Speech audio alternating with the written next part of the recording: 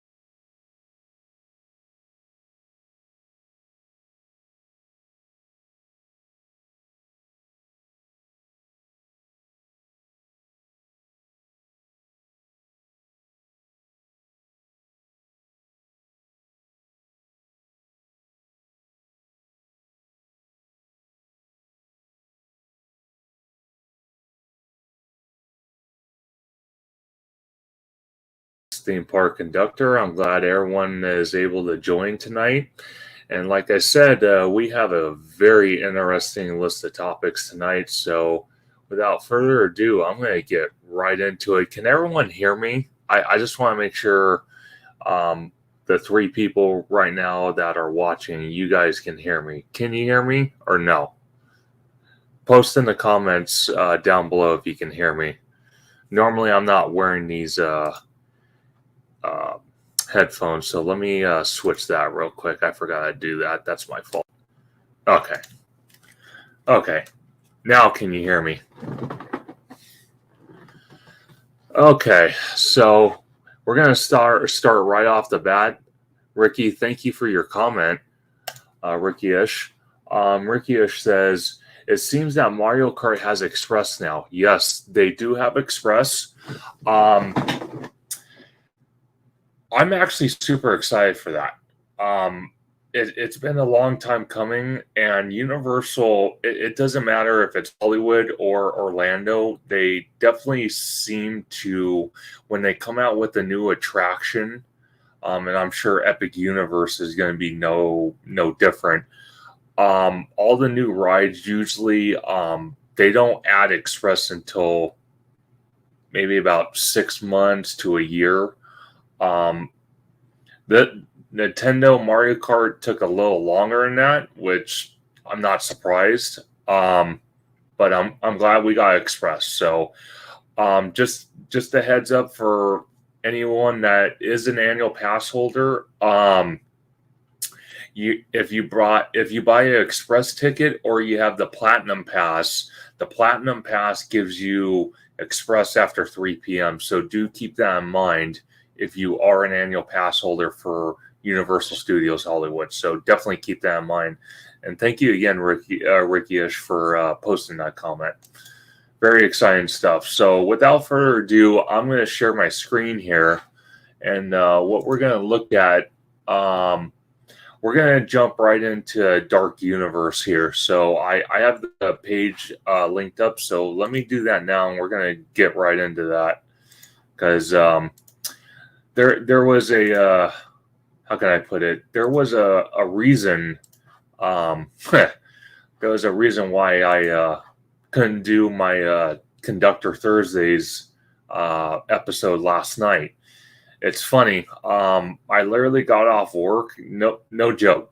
So I literally got off work around 1 o'clock in the afternoon, and I got home, and not even an hour or so, I got a text from a good friend of the channel, Orange Grove 55, and a couple other friends. We did not a live stream, but we did a video. It's on his YouTube channel now, and we talk about Dark Universe and Epic Universe, but mainly Dark Universe. And I have to say, the conversation was absolutely amazing. Orange Grove 55. If many of you don't know who he does cover a lot of Disney content, but he does also cover Universal. And I do want to give a shout out to him, Disney George, the Italiano, Mr. Webba. All three of those guys are amazing. I'm very happy to be such good friends with them, and quite a bit. I'm on Orange Grove 55's channel doing videos with him, so definitely check out his channel for sure. It's funny though, when I was doing his video, I was getting texts from, and I'm sure many of you know, Mondo, Five Fires. I got a text from him that he wanted to do a live stream about Epic Universe and Dark Universe. And what's funny about this whole situation is when I'm sitting there doing the video with him, which was around like, I think by the time I got connected with him, I think it was like around like 8:15, 8:20. Oh my gosh. You got to see his expressions. Definitely follow him if you aren't following him on YouTube, Twitter, Instagram. His reactions to the attractions, to the land, to everything was just priceless. You couldn't even make this stuff up. It was hilarious. It was definitely hilarious. And Mondo is a great supporter of the channel as well. He's been a great friend, great help, and I've actually met him through another friend I've known since elementary school. So I'm very happy to know many YouTubers, many. So it's definitely exciting when we get together and we talk about theme park news like this. So without further ado, I'm going to click on Dark Universe here, and we're going to just get right into this. Okay, so let's go to the top here. I don't know if you guys can see that. Let me see if I can. Okay, there we go. That's much better. Okay. Let me see. Sorry, I'm trying to get used to this website because I'm not. Okay. So first off, I'm going to get right into it. How many of you looking at this right now? Because okay, so I want to point something out. This windmill is going to be on fire, and Universal has tweeted out that this is actually going to catch on fire a couple times an hour. So there's live fire going on, and it's going to happen during the day and night. And what's underneath this, it's called the Burning Blade Tavern. So I'm going to click on that. This is the entrance right here. Here's the little sign with the little light, which I think is pretty cool. The aesthetics are cool. I'm going to click right on it. There's other stuff we're going to look at, but I want to click on this for a minute. So, okay. So obviously you guys can see the windmill burning. And I just want to point out, and I pointed this out on Mondo's channel, so Five Fires live stream last night. This is pretty ballsy to sit there and have guests, walking around this land and having an actual windmill on fire. And we're not just talking once an hour, we're talking multiple times in the hour. That is absolutely incredible, because I know other theme parks have used pyrotechnics, used fire, and it hasn't worked out so well. To name two, both Disney parks out here in Disneyland, when Fantasmic, the dragon sad to say, caught fire. That was not good. And then the other Fantasmic show, the dragon going down in the parade caught fire. So I'm very curious how they're going to make sure this is safe for everybody. But I do have to say this is freaking amazing. I'm not going to lie. Me and Mondo and his friend, oh my God, our reactions were priceless. But with this, so it again, the tavern's called the Burning Blade Tavern. Menu details coming soon. It is a bar. I'm sure they're going to have finger foods. I'm obviously. It says the Burning Blade Tavern is the old mill, which is Darkmoor Village's monster hunters. So this is basically where a lot of the monster hunters are going to hang out inside the tavern. And basically what it says, have monsters hunters have transformed into their hangout. Here guests will discover stories of some of the countryside's most accomplished creature captures, along with a menu of burgers, wings, bratwurst, pretzels, and beverages. So I'm assuming obviously alcoholic beverages, but I'm also assuming non-alcoholic beverages. So, just in case you want to just hang out in there and, have some food and a non-alcoholic drink, I'm sure they're going to have that. But look at this. You can't tell me, and I was pointing this out both on Orange Go 55's video and Five Fire's live stream. Do you guys feel like, just from this picture alone, that you feel immersed?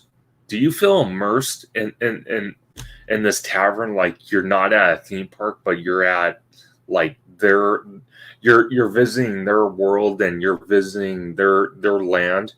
So you're not even at a theme park. You're in their realm. What do you guys think? I think it's completely immersive. That's what I think. So it kind of reminds me of like Toadstool Cafe at Super Nintendo World out here in Hollywood. When you walk into the restaurant, you kind of lose sight of you being at a theme park. You actually think you're in the Mushroom Kingdom eating at Toad's restaurant. That's what I like about this tavern. And we're going to get to the other restaurant as well. That's going to be in Dark Universe's land. But clearly you can see this kind of like an old style pub tavern aesthetic, which is freaking amazing. So I'm going to go down here. And then it also says discover stories of some of Darkmoor's village accomplished creatures captures, along with a menu of burger. Okay, I already said that. I'm not going to repeat that. So fast fact, Darkmoor's village hottest eatery. And I believe that, but the other restaurant's even better, and I'll get into that. The windmill at the top of the Burning Blade Tavern erupts into flames several times an hour. So that's why I was pointing out it will catch on fire several times an hour, which is incredible. 2 types of fuel are used in different ratios, allowing for easy visibility to guests during both day and night. But you know what? The way I see it, tell me if I'm wrong here. I personally think Dark Universe, and you have the windmill on fire. Don't you guys think it would look a hell of a lot better at night, where it's foggy, dark, and all you see is a windmill in the distance on fire? I think that's just astounding. I'm still mind blown that happened. But let's see. Okay, so that's it for that. So let me click out of this. I don't know if it's going to send me back. I think Mondo had the same issue. Let me see. Yep, he did. Okay, that's fine. We'll get back into it. So this is like the little intro they're doing here. You kind of click through it. Okay, so we're going to tap right here. So let me, I don't know why it's like that. It's weird. Let me see if I can. I don't think I can. Nope, I didn't think so. Okay, that's fine. So, yeah, it's being weird. I don't know why. Huh. Okay, whatever. So this is Frankenstein and the Bride of Frankenstein, and obviously the daughter here is Castle. So they actually built a Frankenstein castle, and me and Mondo were gigging out. I'm going to say gigging out. These aren't statues on the wall here. Just keep that in mind. These are murals, painted, hand painted. These look absolutely incredible. I am not going to lie about that. That looks like astounding. I'm not even joking on that. That looks freaking amazing.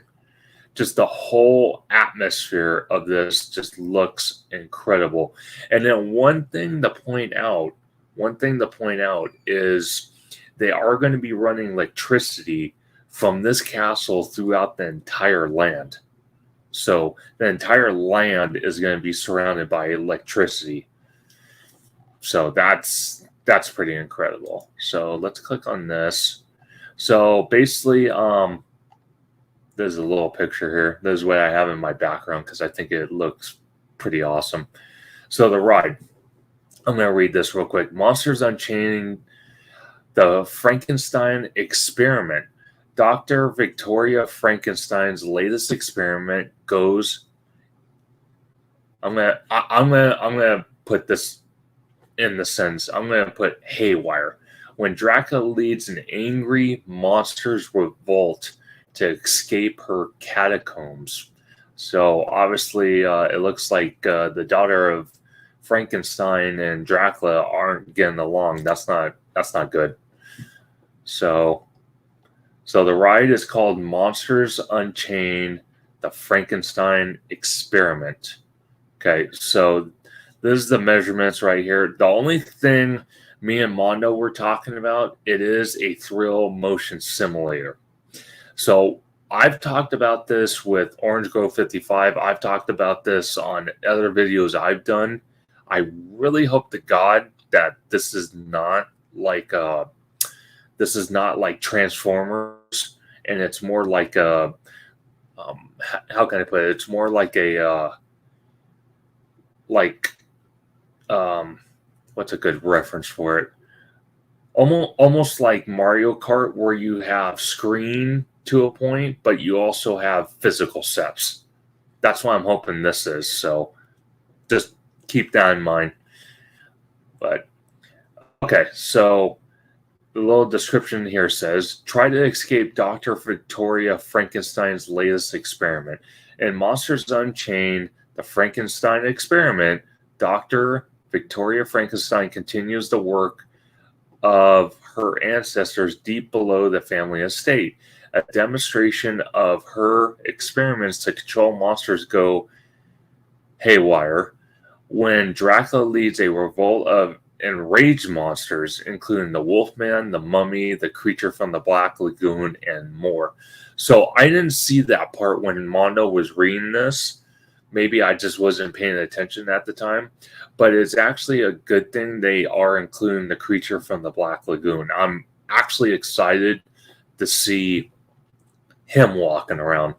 Because, anyone that's done Halloween Horror Nights, I've seen the Wolfman, I've seen the Mummy, I've seen Frankenstein, I've seen Dracula. I've never seen Creature of the Black Lagoon. So this is going to be our first look at him roaming around, obviously, Dark Universe. But I'm still holding hope in either this year, next year, or the following year, John Murray out here in Hollywood brings a house based off the Creature of the Black Lagoon. I think I would love to see that. So this is what it looks like. So electricity runs from these wires here, runs throughout the entire building, and just electrifies the whole land, which is, again, totally immersive. These are just pictures. And again, these are hand-painted murals, I believe. These are not statues on the wall. These are statues right here, but these are not. So let's see. Okay, so here's Dracula, obviously. Him pretty irate, I could see. And he's going hard. And you can see the ride vehicle right here. So that's pretty cool. That's okay. It almost looks like Transformers, but I hope it's better than that. Let's see. Okay, let's see. The Phantom of the Opera's organ with the Monsters Unchained, the Frankenstein Experiment features 14 individual flames points that shoot vertical flames over 3 feet in the air and dance in synchronicity with the organ music. Okay, that's... Someone comment down below in the comments. Do you guys think that that's pretty incredible? So not only are they incorporating fire with the tavern with the windmill, but you're talking about having you're talking about the Phantom playing his organ and 3 feet flames, kind of doing like a World of Color type scene. That's that's pretty incredible. I'm not gonna lie. That's pretty incredible. So I'm gonna click back here again, and we're gonna look at some other areas. Let's see. And if there's any area you guys want to talk about heavy, let me know. Post in the comments so that way I know, so we can talk about it. I can answer your questions. So definitely keep that in mind. So I gotta click through this. It's kind of annoying, but hey, that's what it is.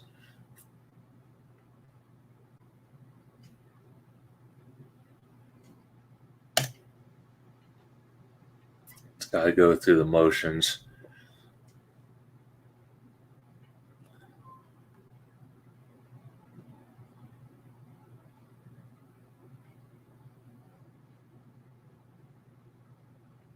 Going through the trees. There's the roller coaster. And there's the werewolf right there. Very cool.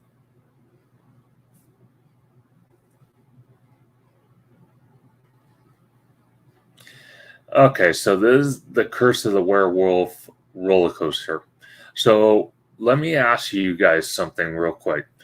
Did you guys notice that as, you know, it's getting to this point on the map on the website, did you notice that the ride vehicles kind of remind me of Cedar Sidewinder at Knott's Camp, or Knott's Berry Farm Camp Snoopy? Because that's what this ride reminds me of. The ride vehicles twisting around. That's what it reminds me of.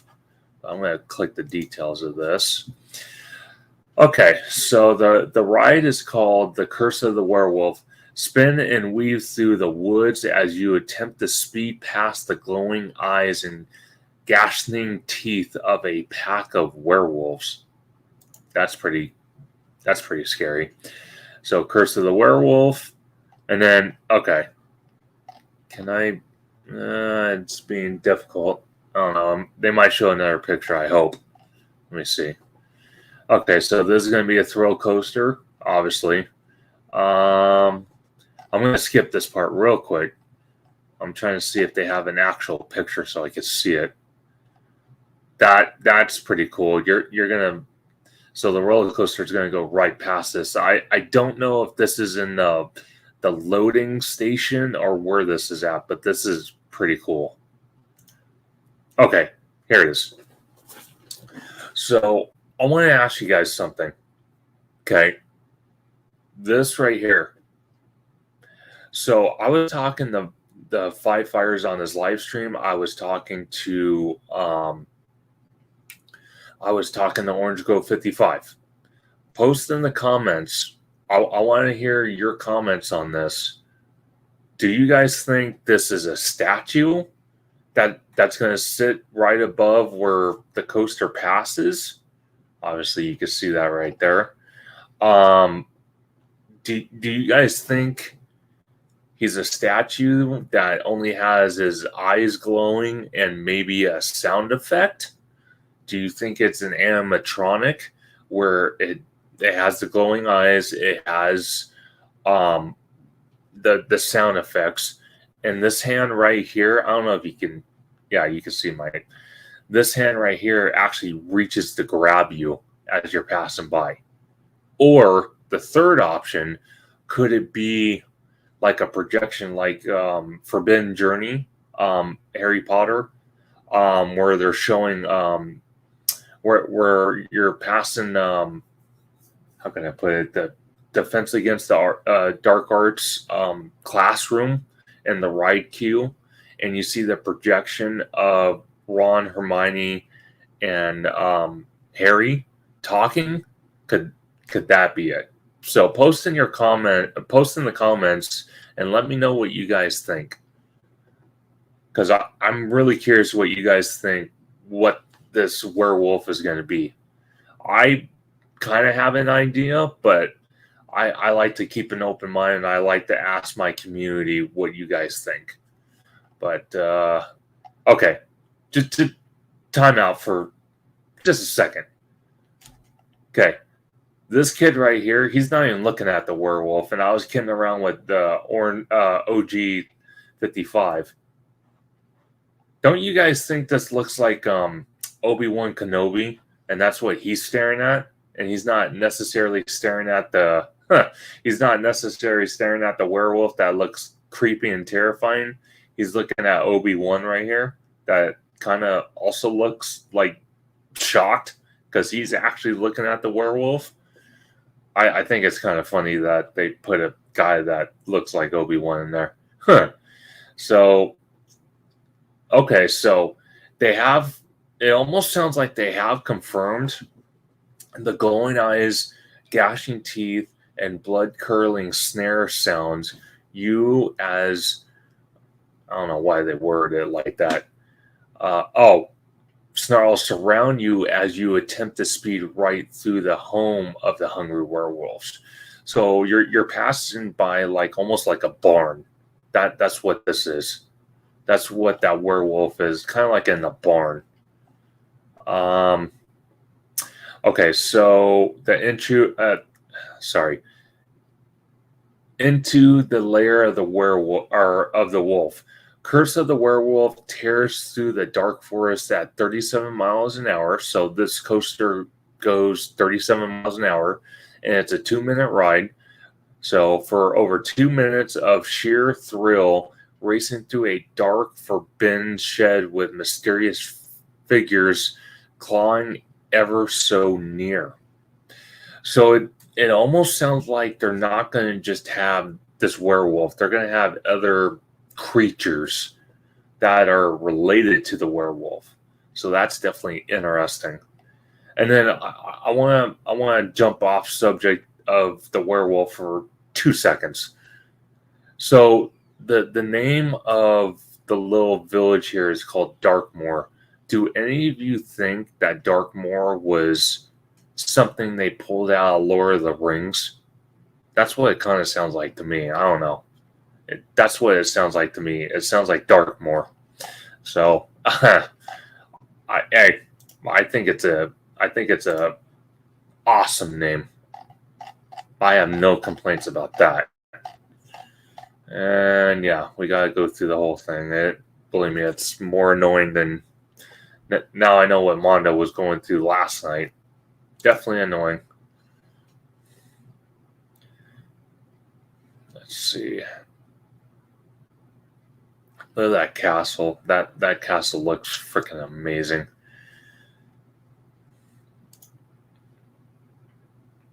Gotta go through all this fun stuff.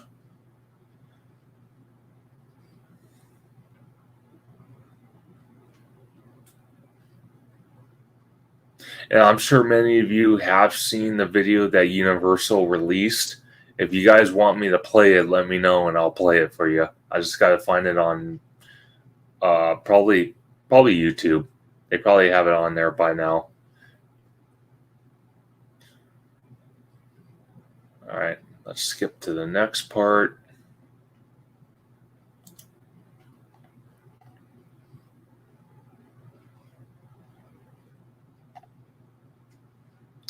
Yeah, we already talked about the tavern, so I'm gonna skip past that.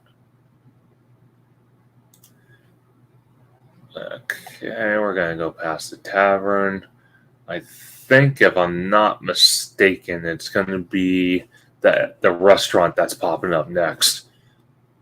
That's the one I want to dive deep into a little bit. Okay. This is kind of like German, so I'm going to try my absolute best to pronounce this and say it, but This is a steakhouse, so it's Das Steakhouse. I hope I didn't botch that by saying that like that. But this is the actual restaurant in the land. This is a steakhouse. It is completely immersive as well. And just the whole aesthetic of the outside looks incredible. So we're going to jump right into it.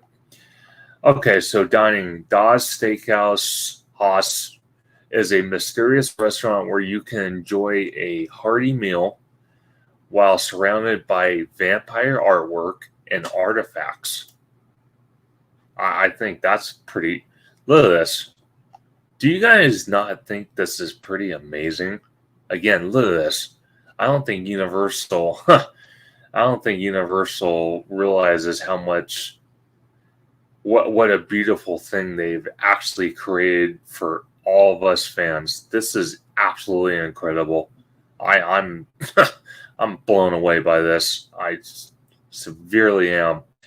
So Das Stockhaus is going to serve alcohol, obviously. Dining type, quick service. It says quick service, but believe me, if I'm getting a steak dinner in there, I'm not going to scarf it. I'm going to take my time a little bit.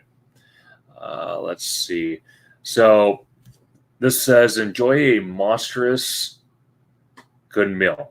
Surrounded in mystery, Das Stockhaus is an old inn dining hall built over the ruins of an ancient catacombs. Here you can enjoy a meal surrounded by vampire artwork and artifacts. In fact, the restaurant is run by vampires. That's pretty cool.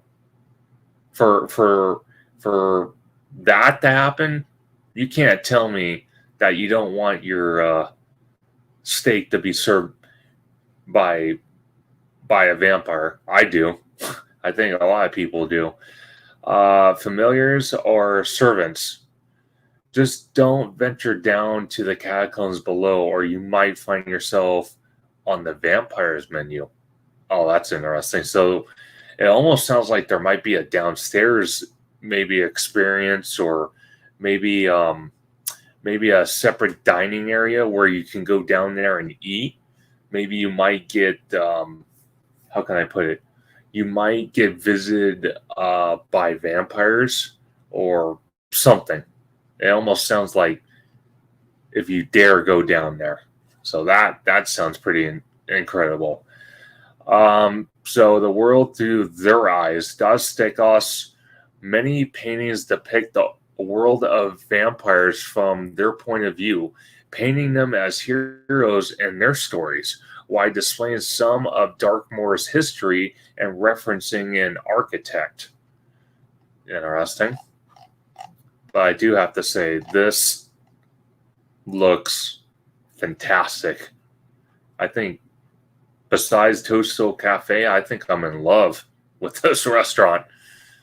I honestly do. I really, really, really, really, really do. So I'm going to go back and click on that real quick. If my computer is going to allow me to, because it's being weird.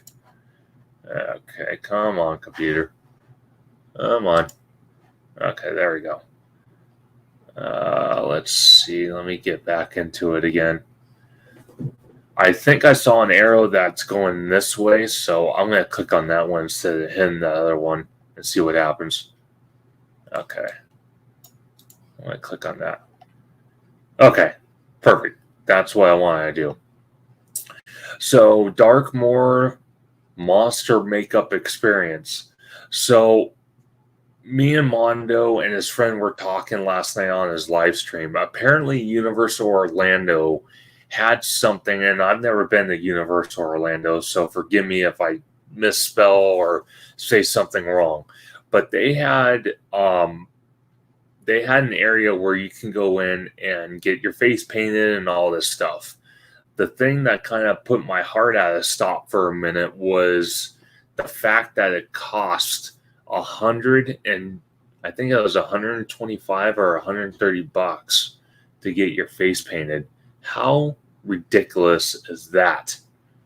I'm sorry, but $130 to get your face painted? That's ridiculous. I would never do that in my life. No, not for that price. And someone posted in his live stream last night, one of his subscribers posted, well, do you think the annual pass will allow you to get a discount? So I want to address that head on. I do believe your annual pass is going to be part of this. I'm sure you could get a discount for the makeup experience. I don't know what the prices are. They haven't released that information, but I'm going to take you guys inside and we could take a look at the inside of it. So Darkmoor's Monster Makeup Experience, they listed it as shopping. I kind of feel it's more entertainment, but hey, whatever. At Darkmoor Monster Makeup Experience, skilled artists use their talents to transform their customers into werewolves, vampires, mummies, and more. So let's get details. Click on that. Let's see. Okay. So this is pretty cool. So first of all, just the aesthetics of this this whole shop indoors. Just look at all the decoration and just how it's themed. You know, obviously you can see there's a skull. There's a reflection of, I think she's a vampire, if I'm not mistaken. Correct me if I'm wrong, but she looks like a female vampire. Then you got kind of in the distance, you got a Frankenstein. I don't know what she's supposed to be. I can't really tell. Then you got a kid who is a Frankenstein. And this clothing, I'm sure they're going to have a clothing store inside Dark Universe. So he probably bought the clothing inside the land. So you can actually buy the clothing and then go over to the makeup experience and get your face painted or decorated or whatnot. So that's pretty cool. You can buy costumes and dress up as the characters, not obviously like a mask or anything, but the costume itself. And let me click on here real quick. Ian says, what's going on, Conductor? Hey, what's going on, Ian? I'm glad you're able to join the live stream. Thank you for joining. I deeply appreciate it. How you doing tonight, by the way? So back to what I was saying real quick. You guys see this up here? It almost looks like they have a bunch of masks made up and it's covered like in cobwebs and little artifacts. And then on the wall here, you got pictures and then you got some more pictures. So this is, sorry guys, this is, so this, how can I put it? I don't know how long this makeup experience is gonna be. Like once you get the kid in the chair or you do it yourself as an adult, it could be an hour or so. But think about it. Okay, if you have your kids doing the makeup experience, right, and it's an hour, think about it. You got the tavern literally, what, not even 500 yards away. So you can go enjoy a nice cocktail, beer, whatever, maybe a little finger food while your kids are getting painted as Frankenstein, Bride of Frankenstein, you know, Dracula, Creature, the Mummy, any of those characters, which is pretty cool. Ian says, I like the idea here, but agree the prices does seem a little high. Agree with you 100%. Yeah. So my problem with this whole situation is what they had in Universal Orlando, $125 or $130, which I was told actually by Mondo last night on his live stream, they're no longer doing that experience because not enough people were doing it. Obviously, it makes sense because the prices were too damn high. So I'm kind of hoping that the prices are going to be a lot lower. I really hope so. I don't think Universal, if they were going to, obviously they built this whole shop. I don't think they were serious. Like, I think they were serious about bringing the prices down for the fact that you're going into an actual, like, makeup kind of studio experience, and going through all that. I don't think Universal want to invest that money into doing that if they weren't serious about making the prices more reasonable.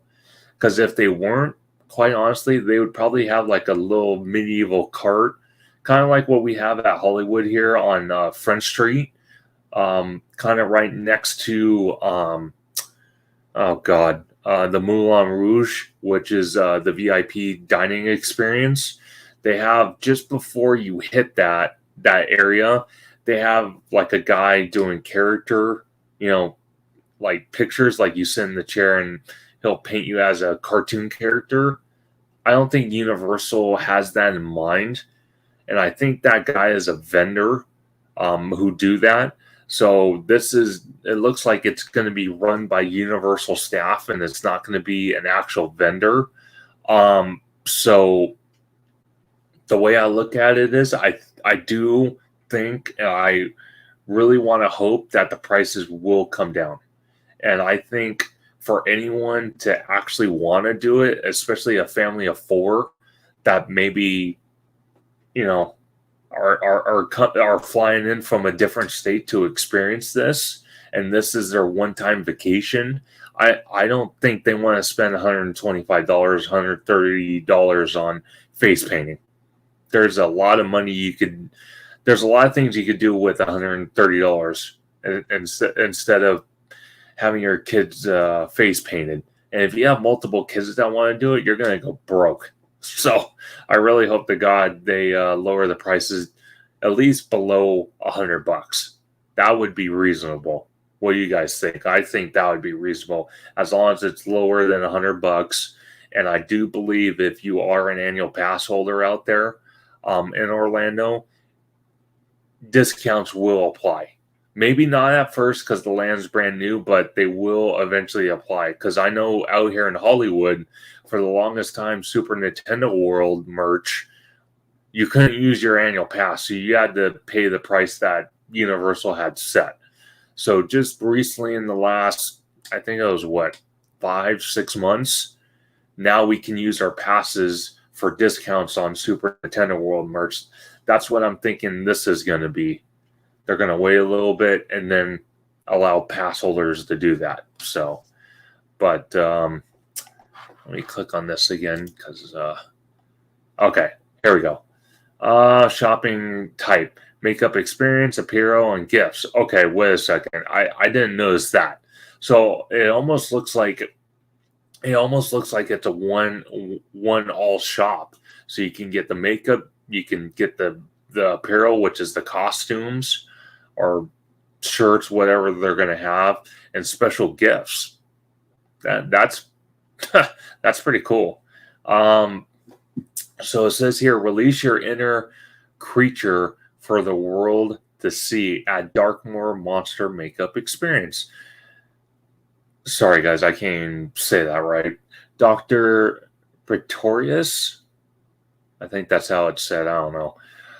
Old Lab has been converted into a parlor to continue the spirit of his demand and experiences. Here, skilled artisans use their talents to experiment on customers and release their inner love of Universal monsters. By they, werewolves, vampires, mummies, or something even more fashionable, monstrous. So when they say this right here, that makes me want to believe that they are actually going to have other monsters that you can be turned into, not just werewolves, vampires, and mummies. We're talking Frankenstein. We're talking maybe the creature from the Black Lagoon. Maybe we're talking, gosh, some what's the word I'm looking for? I don't think the Invisible Man. I don't know how they would do that, but that would be pretty interesting if they figured out how to do that. Let's see. The artist breathing life into legends. The monsters of Darkmoor include original creations from industry-leading and award-winning makeup and special effect artists. Bring your favorite monsters to life with extraordinary skills.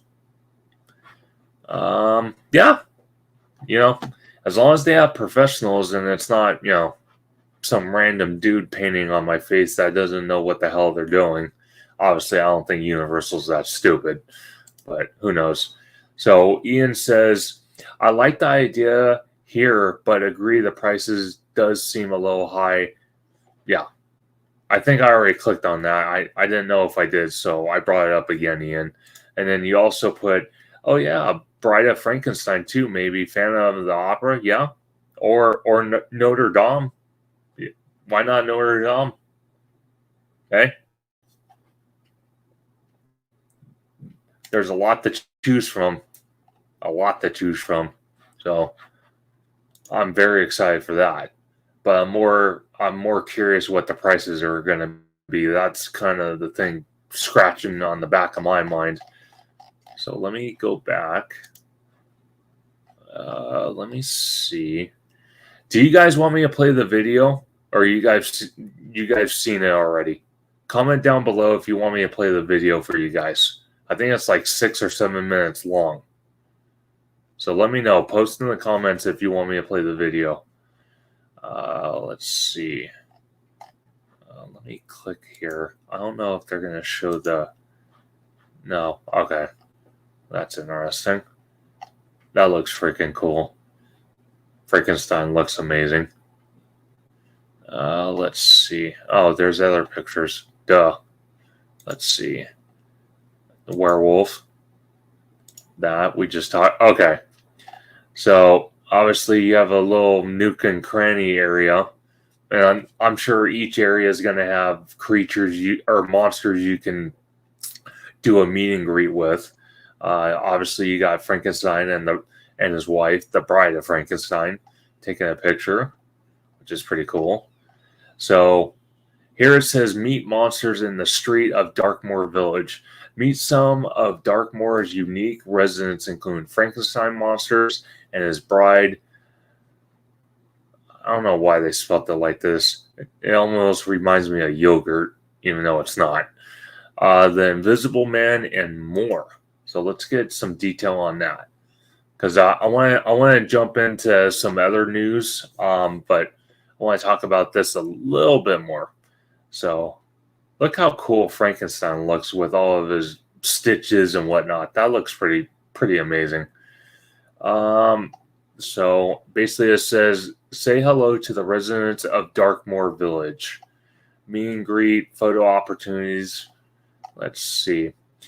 Visit Darkmoor Village and meet its inhabitants, including Frankenstein monster and his bride, the Invisible Man, a curious monster hunter, or a musician who may regale you with a song about the village. Feel free to say hello and take photos with them, but be aware, you never know who or what may be lurking in the shadows. Appearances of the characters listed is subject to change without notice, blah, blah, blah, blah. Not all characters listed are guaranteed to appear. Yeah, well, I'm going to take that with a grain of salt. I don't believe that. I think we are going to see a lot of characters besides Frankenstein and the bride. And then obviously the monster hunter that's in the tavern hanging out. Let's see.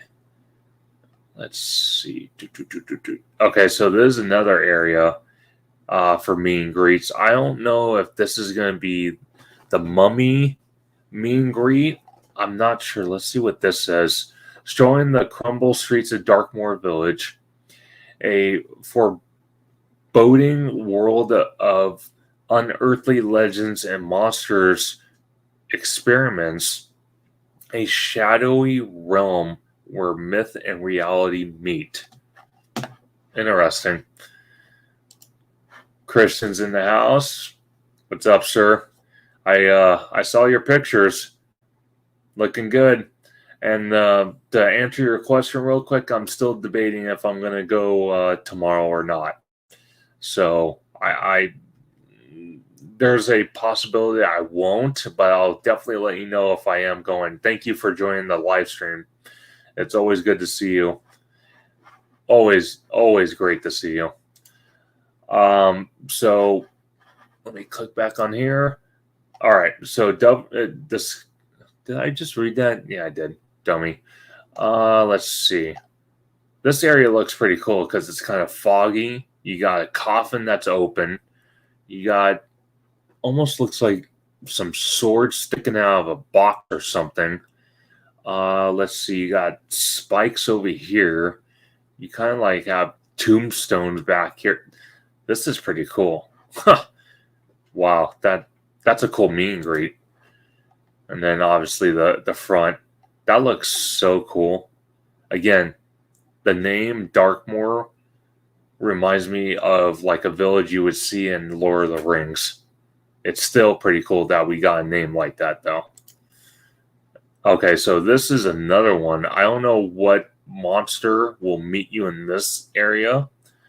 Maybe Dracula. I don't know. That's debatable, but that's pretty cool. A mausoleum. I would guess that either they're going to have some type of element inside this little building. You can look through this glass door, or maybe that's where one of the meet and greet character monsters are going to walk out from. So that would be pretty cool. Let's see, what other ones is there? Okay, so obviously you're going to have live entertainment. You know, her playing her violin. That's pretty cool. Let's see. Fast fact. Casting some light into the shadows of dark universe. Over 6,500 different lighting elements bring to life the rich stories of Darkmoor's history. Many fixtures were custom designed and fabricated to tell the Darkmoor stories of the vampires and scientists.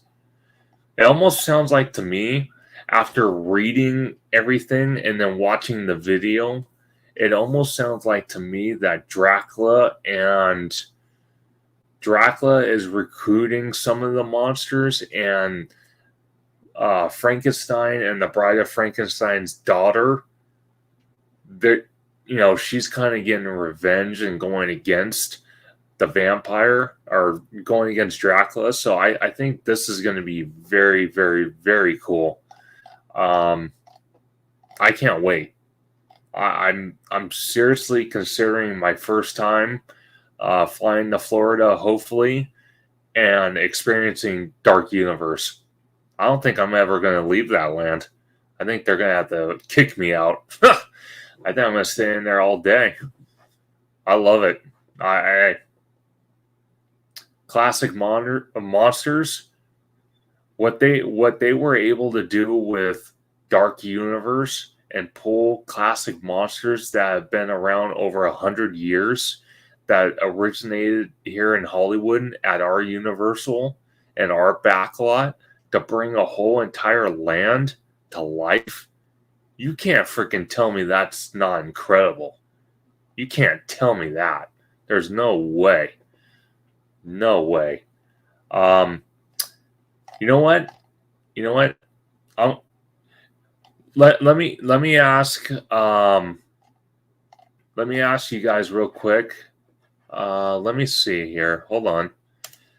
Kristen says, I'll be going for my birthday on February. Sweet. You know what? If I can go, I'm definitely going to let you know, Christian. It'd be my first time going to Universal Orlando. I'm definitely in, especially if Epic Universe is open and I can afford to go out there. Oh, heck yeah. I'll go with you. That'd be a fun experience. I'm super excited. Oh, look at this, Mr. Webba. The reason why I'm doing that motion, he knows why. He's the friendly friendly neighborhood Spider-Man in his area. That's who Mr. Webba is. Thank you for joining, Mr. Webba. I appreciate it. He says hi, all. Great guy, great content creator. I again, me and Mr. Webba, we did a video, I think a few weeks back when Universal out here in Hollywood was doing the takeover event, and I also met up with Christian. That's how I met him. And I actually got to meet Mr. Webba in person. Very nice guy. Very nice guy. I'm glad you're here, Webba. I'm really glad you're here. Christian's all like, hell yeah, bro, let's do it. Oh yeah, for sure, man. I'm so down. I can't even tell you. So down. Let me ask you guys real quick. I asked this a little bit earlier as people were joining in. Do you want me to play the video for Dark Universe, or you want me to? I was going to actually jump into doing looking at some updates on Twitter from other content creators about Halloween Horror Nights construction. You guys tell me. Let me know in the comments what you want me to do. Either I could play the video, or I can talk about HHN. So, guys, let me know. Mr. Webber says, "Thank you, Conductor. You're always awesome as well." I try to be. I try to be neutral. Except for George, when he starts doing his Italian phrases, it gets my Italian appetite hungry. And me and Mr. Webber, that's a running joke because our friend Disney George, huge Italian guy. I'm just gonna leave it as that. I'm not gonna jump any further into that one. You can put a wild guess what that means. Do it. Oh, heck yeah, bro. Universal dropped a Universal Pass. They did. Well, actually, wait a second. What do you mean, Christian? They dropped the pass for out here in Hollywood? I didn't hear anything about that. What was the pass for? What was it? The buy one get like buy a ticket for admission and get one free, or is that what you're referring to? Let me know. Let's see. I think I'm going to jump, if no one wants to watch the video, I'm going to jump right into Halloween Horror Nights. So let me do that. So give me 1 second here. Okay. Let me see here. And bear with me. These aren't my pictures. I'm actually looking at other pictures that people have posted. So Parks and Cons, they posted this about an hour ago. More likely it posted an hour ago, but it is from today. There's Dracula hanging out in front of the HHN house, which is located in the Parisian Courtyard, which is on the upper lot next to Mills Diner. Always good to see Dracula.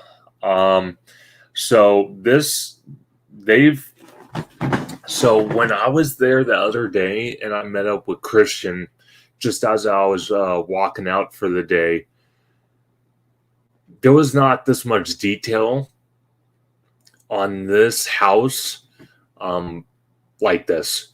I think it was still like they were starting to paint it and like adding the grays, but the brickwork was not there. None of that was there. So that's pretty interesting. So let me ask you guys this. Since obviously it's going to be a Latin American house, based off some type of Latin how can I say it? Latin folklore. Okay, finally I said it. Okay, what do you guys think this house could be? Hopefully, it's not a returning house. I hope. But what do you guys think this house can be? And I'm gonna click on Christian's post. He posted. He answered my question real quick. What do you guys think of what this house can be? Christian said it's called Hollywood's Top Attractions, One Seamless Pass. Okay. You know what? I'll pull up the Hollywood website and we'll talk about that too. I didn't even realize that dropped. So we'll definitely talk about that, Christian. Thank you for posting that in the comments. It's called the Hollywood Plus Pass. Okay. So we're definitely going to talk about that. But for the meanwhile, again, thank you, Christian, for posting that in the comments. I didn't even know that happened. What do you guys think this house is going to be? Any ideas from the speculation map that we've all seen? What do you guys think this house is? And then apparently, Mondo, again, from Five Fires, he found out from John Murdy. I don't know if John Murdy texted him or he put it out there on his Twitter. I'm going to call it Twitter. Sometimes I'll call it X, but I normally call it Twitter. Put on his Twitter account that the Quiet Place is actually going to be located in the former Walking Dead attraction. So it's not going to be in the soundstage. So what do you guys think about that? Do you think it should have been in a soundstage, or do you think that area that used to be the Walking Dead attraction, do you think that's going to be good enough for it? So let me know what you guys think. So Christian says, I'm getting Dracula vibes. Oh, for sure. I really hope it's a Dracula maze. That'd be sick. I would love a Dracula maze. Mr. Weber says, I'm not sure, as I haven't been keeping up on any news about that. So if I'm not mistaken, Weber, you're talking about the pass, right? I'm pretty sure you are. Also, he said, looking forward to next Quiet Place movie. Yeah, I finally watched it the other day. It was really, really, really good. I enjoyed it. I'm not going to lie, I enjoyed it. So I'm super hyped to go through the house now. I just don't know if it being in the former Walking Dead attraction show building is going to be enough space for that property. I hope so. So we'll have to wait and see. So let me click out of here. I think they have they did a side picture. This is what it looks like from the side. Kind of bizarre they put a trash can right there, but okay. But it's coming together. It looks amazing. So definitely getting close. I'm definitely getting that HHN vibe for sure. So let me click through here. You know what? Actually, I'm gonna click on Mondo's real quick. Spare me 1 minute. 1 minute. Mondo, great guy. He posted the pictures from Dark Universe. Okay, so this got a lot of people talking here. What do you guys think of this? So Mondo says, what do you think? HHN construction or it's something Hollywood filming work? I've heard it's a Quiet Place, but John said it's in The Walking Dead. I don't know what to believe anymore. I hope it's true that A Quiet Place is at the Voice soundstage because it has so much more room. I would agree with Mondo.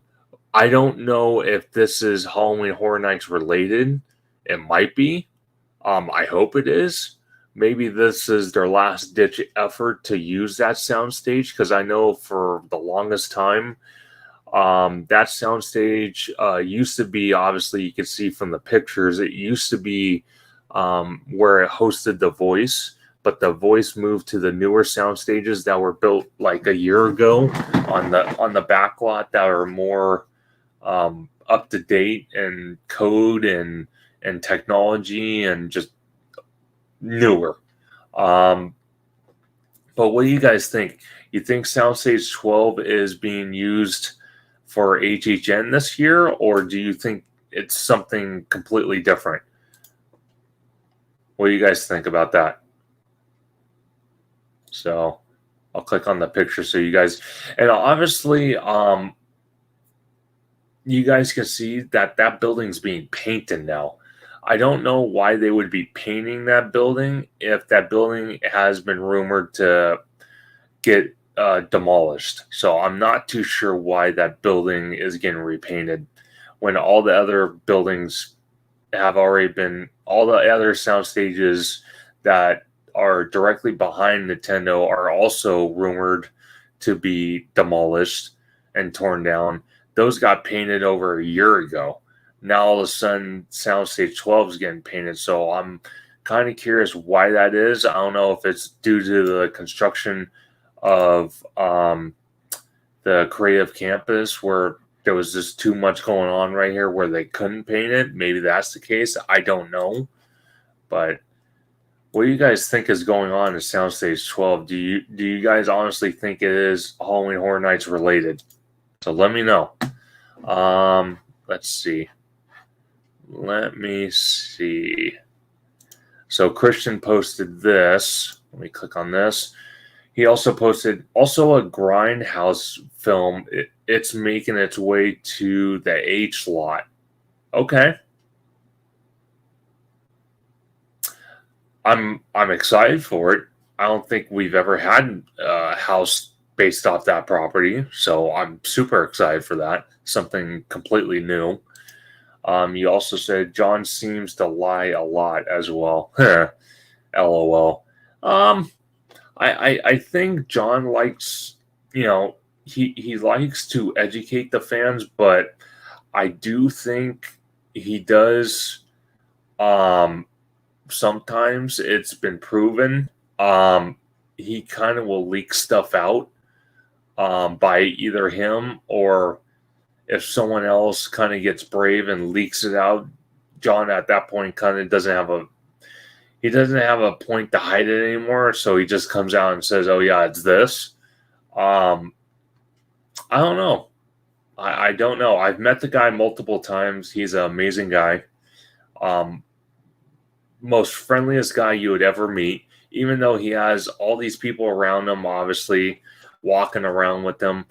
If you want to say hi to him, you want to shake his hand, you want to take a photo with him, he is more than happy to do so. And I've done that with him and his partner, Chris Williams, who's also his because John is John Murdy. He's the creative director of Halloween Horror Nights, and I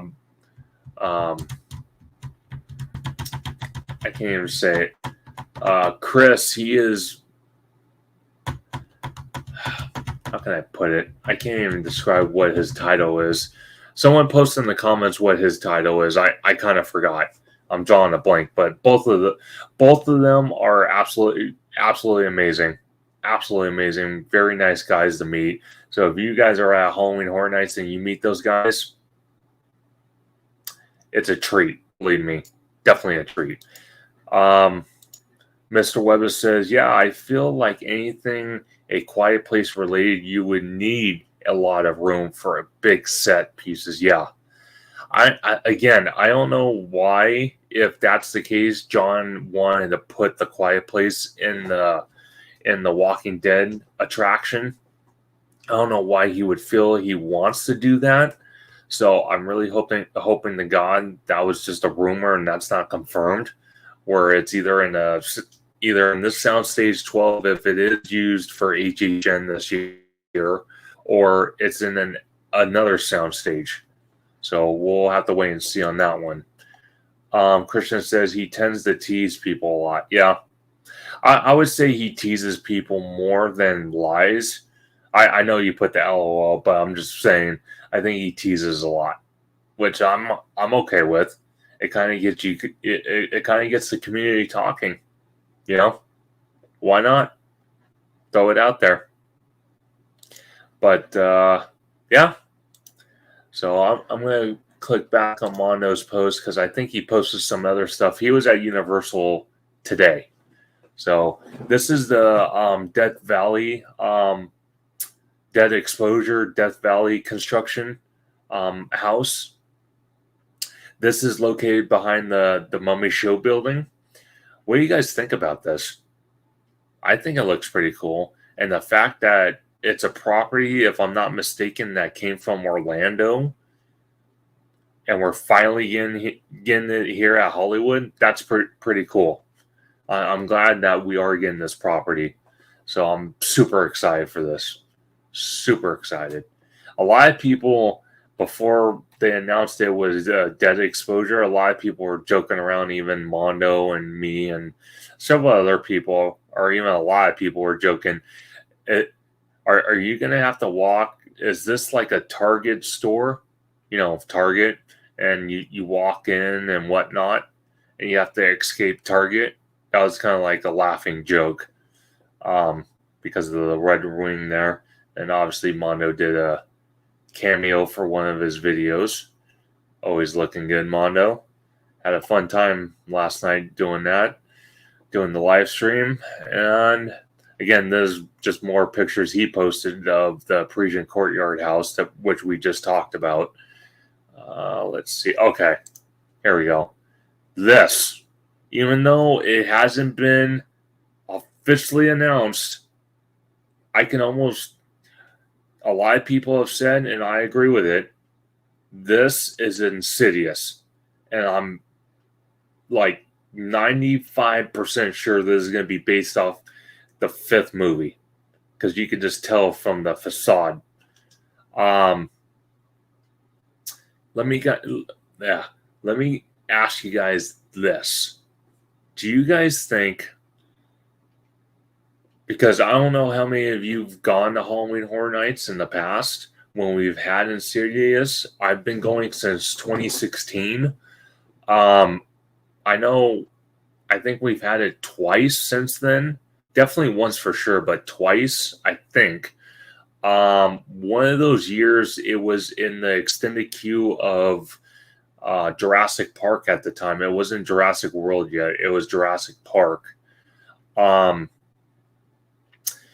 That house had a lot of black walls, and it was due to they were basing it off the new movie, and they didn't want to tell too much of the movie. So do you think that might happen here if this house is confirmed as Insidious and it's based off the fifth installment of Insidious?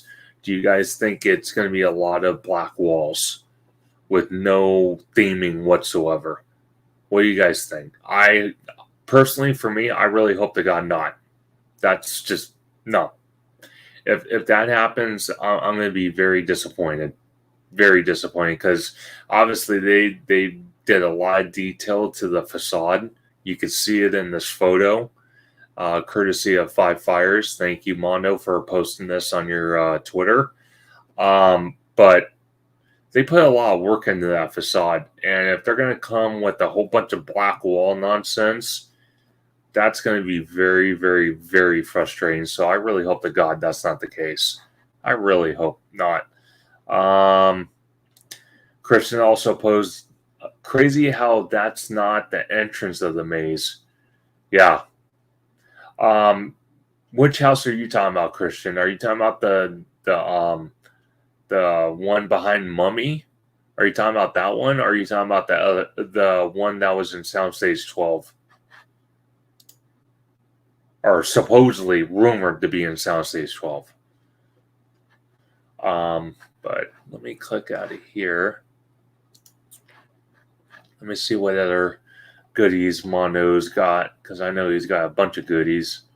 Let's see. So this area here on the studio tour, I just want to let everyone know, this is where a lot of the monster movies were filmed back in the day, right here. This little area right here.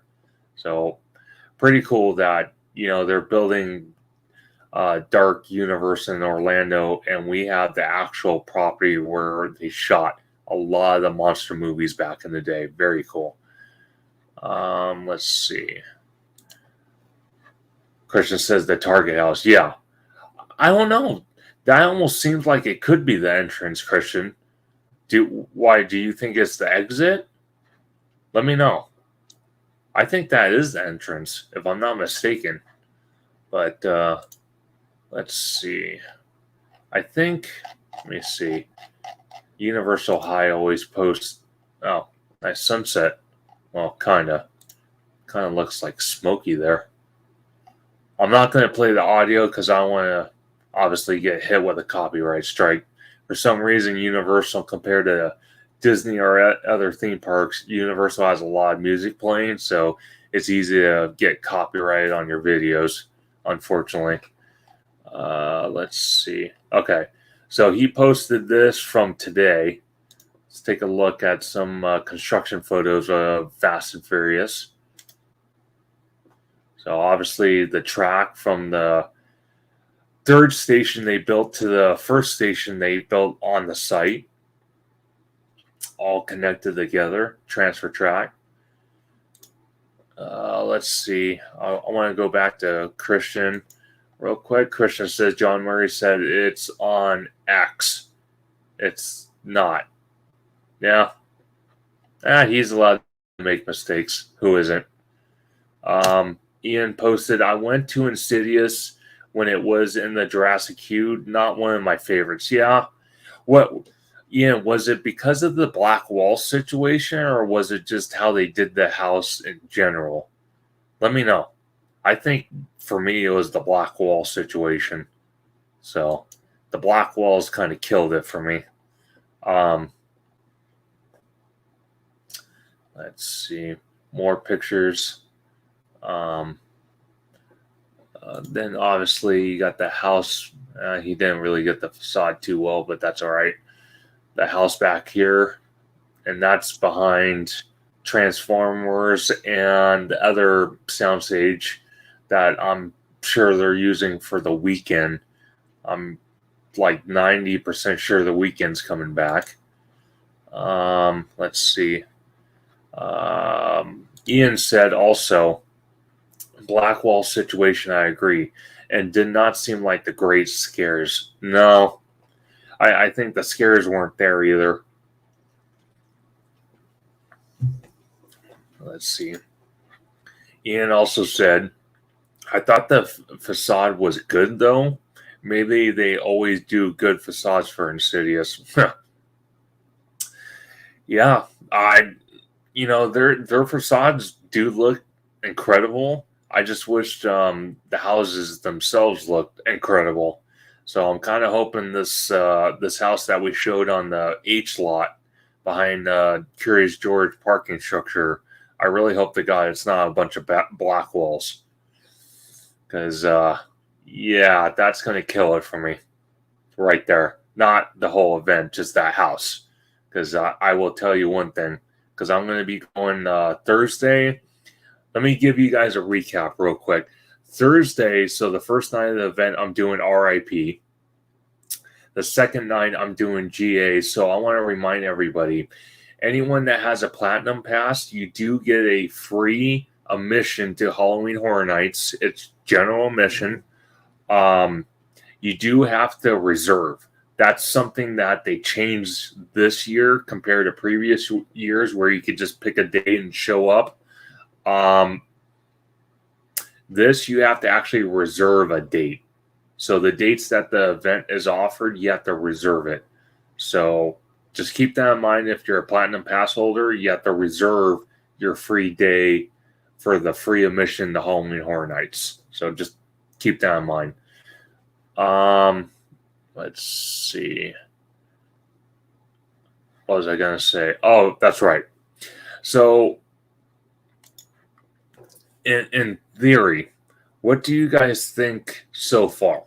Obviously, we're getting the Quiet Place. It's looking like we're gonna get Insidious based off the 5th movie.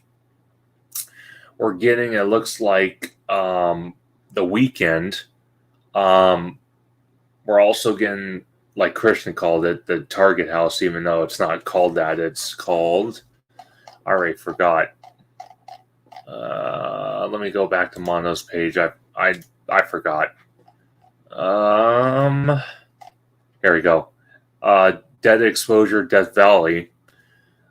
And what do you guys think about Ghostbusters coming back? You guys, yeah? What do you guys think about that? I don't know about Ghostbusters. I think Ghostbusters, it wasn't scary at all. It was more like a fun house, but it was kind of cool. Um, I did see posts back then when it was brought to the event. The facade looked incredible. It looked exactly um, like the firehouse in New York that they used to shoot the movie, the original movies, even the newer movies, I believe, as well. Um, the facade looked incredible, and they did have Dan Aykroyd there the first night, going through the house and, you know, meeting up with, some guests, not a bunch, but some guests taking pictures and whatnot, saying hi to him. Um, I don't know if any other of the original cast was there. I don't know if Bill Murray was there. Um, and the other gentleman I'm thinking of, that I don't know if he was there either. Not the guy with the glasses, the other guy. I don't know because obviously he passed away. But I'm talking about the other guy. I don't know if he was there. So that's definitely something interesting. I'm just going to scroll through Twitter here real quick, see if there's any updates. You know what? I think Theme Park Wizard had something. Let me look. Yeah, I think he did. Let's look at Theme Park Wizard real quick, see if Ian posted anything. We'll get to that. I don't think he did. No, I don't think he did. I thought he was gonna post stuff on his Twitter because I think he did go to. Oh no, he's going to Universal on Sunday. My mistake, or even tomorrow. I don't know. We do have a special guest. Look at this. OG55 is in the house. What's up, man? Thank you for joining my live. Thank you for being here. We were just talking about you. We were just talking about the Dark Universe. And believe me, being with Mondo and doing his live stream, I think it was like 2.5 hours. His expressions were priceless, OG. I'm telling you, priceless. You can't make this stuff up. It was so funny to watch him, react to all the news and whatnot. Right now, I'm actually going to go on Universal's website because Christian pointed out that we received the new pass. So I want to look into that real quick. Let me see here. Just seeing if it's on the front page, Christian. I might have to click on passes here. Let's look at that. And I want to give a shout out real quick while we're going through this. OG55, if anyone in the chat does not follow, subscribe, OG, you're definitely missing out. If you like Disney, you like Universal, but mainly Disney, OG55 is the man to follow. Definitely check his channel out. He has great videos all the time. Just an amazing, amazing guy. Him and George are electric. See how I did that, OG? Electric. Little quote from Dark Universe with electricity. No worries. Anytime, man. Anytime.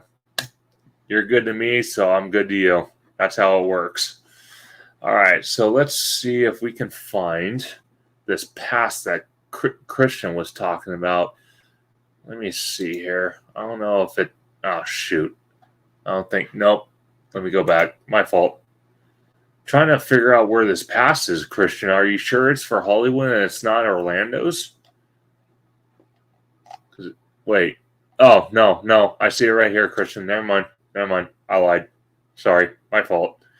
Okay, so this is new. I haven't seen this, so this is the first time I'm seeing this at all. So it's the Hollywood Plus Pass, and again, kudos to Christian for pointing this out to me because I had no idea about this. Basically, it says Lights, Camera, Adventure, Hollywood's top attractions, one seamless pass. Tailor your Hollywood vacation with a variety of iconic Los Angeles attractions. With the Hollywood Plus Pass, explore 3 of 5 must-see LA attractions with one convenient ticket. Creating thrill memories just got easier. Let's look at the details here. Okay. Oh, this is interesting. So it gives you a variety of things. That's pretty cool. So it basically says choose from these must-see LA attractions. So I guess you get all 5 of these, no? Oh, no. So you pick. Okay, wait a second. So do you pick 5? Is that what I'm reading, or? Oh, no. So you have to pick 3 out of the group. 3 out of the group. Okay. So let's see what they got here. Obviously, Universal's one. You got the Academy Museum of Motion Pictures, the Aquarium of the Pacific. You got the Autry Museum of the American West. That sounds pretty interesting. Citadel Outlets. Citadel, I think that's on the 5 freeway. The structure itself looks unique. I've never been in there. It looks pretty interesting. Also, the Grammy Museum. I've never done that before.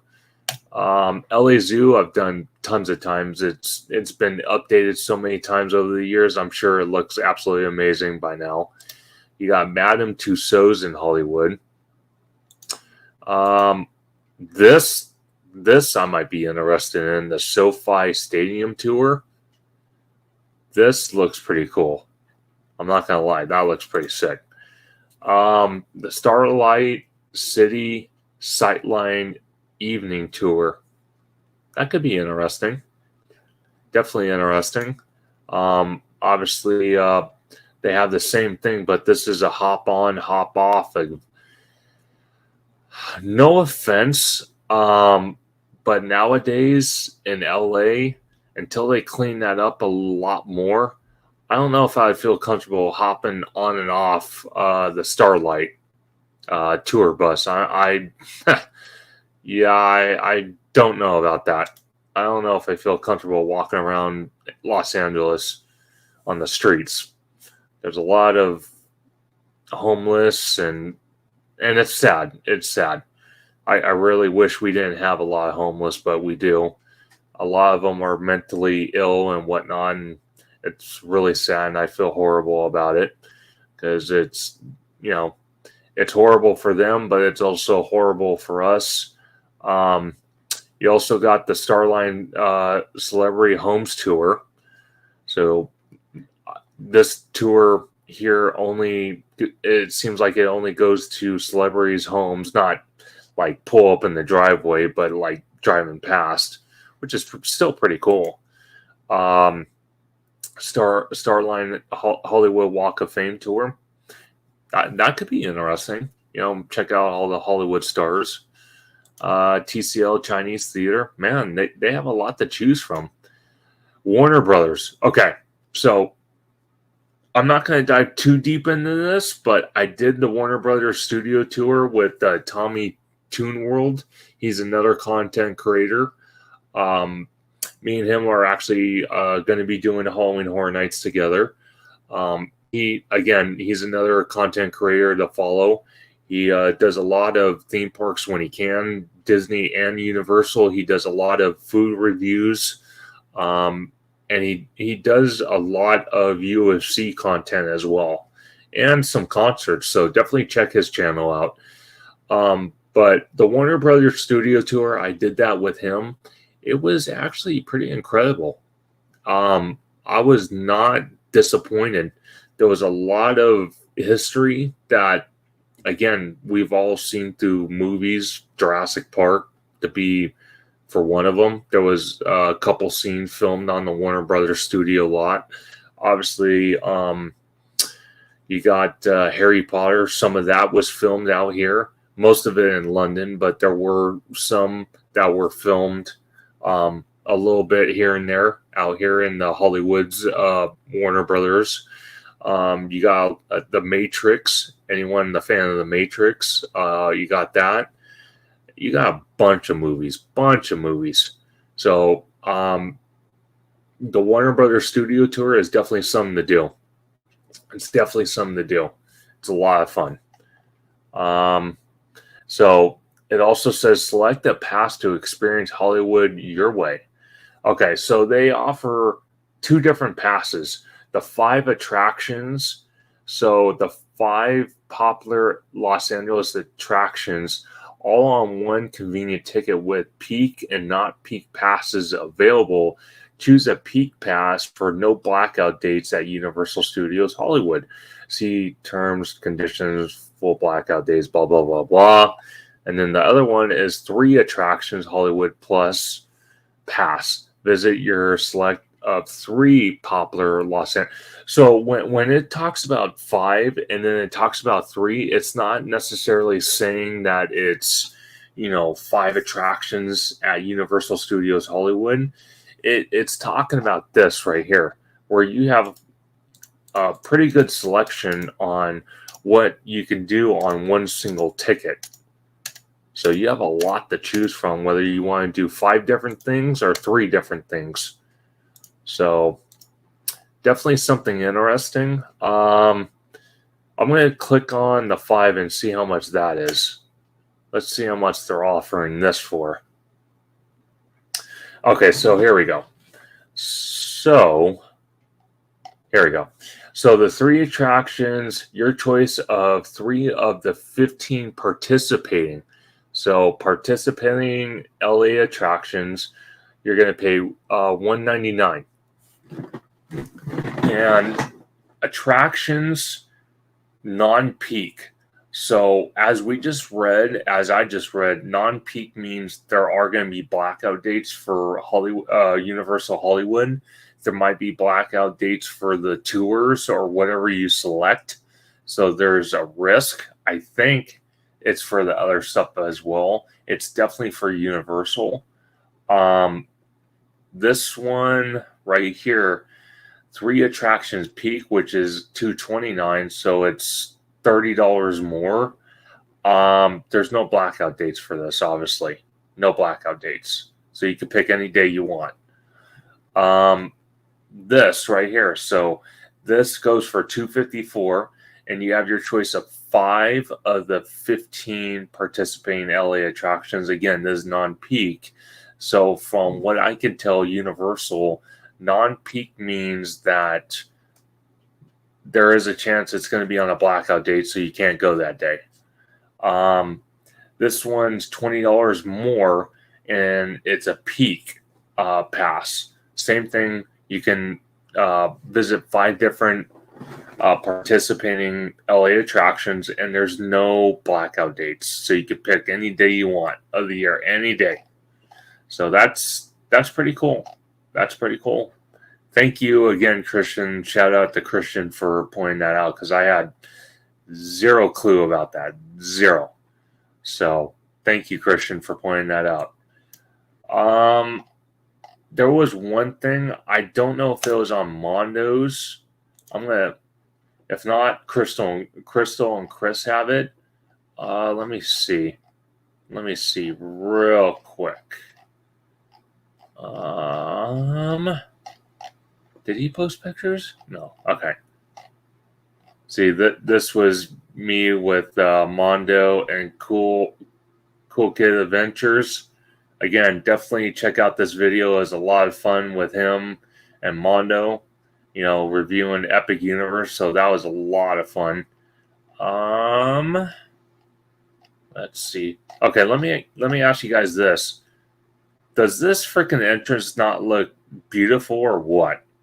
This entrance looks amazing.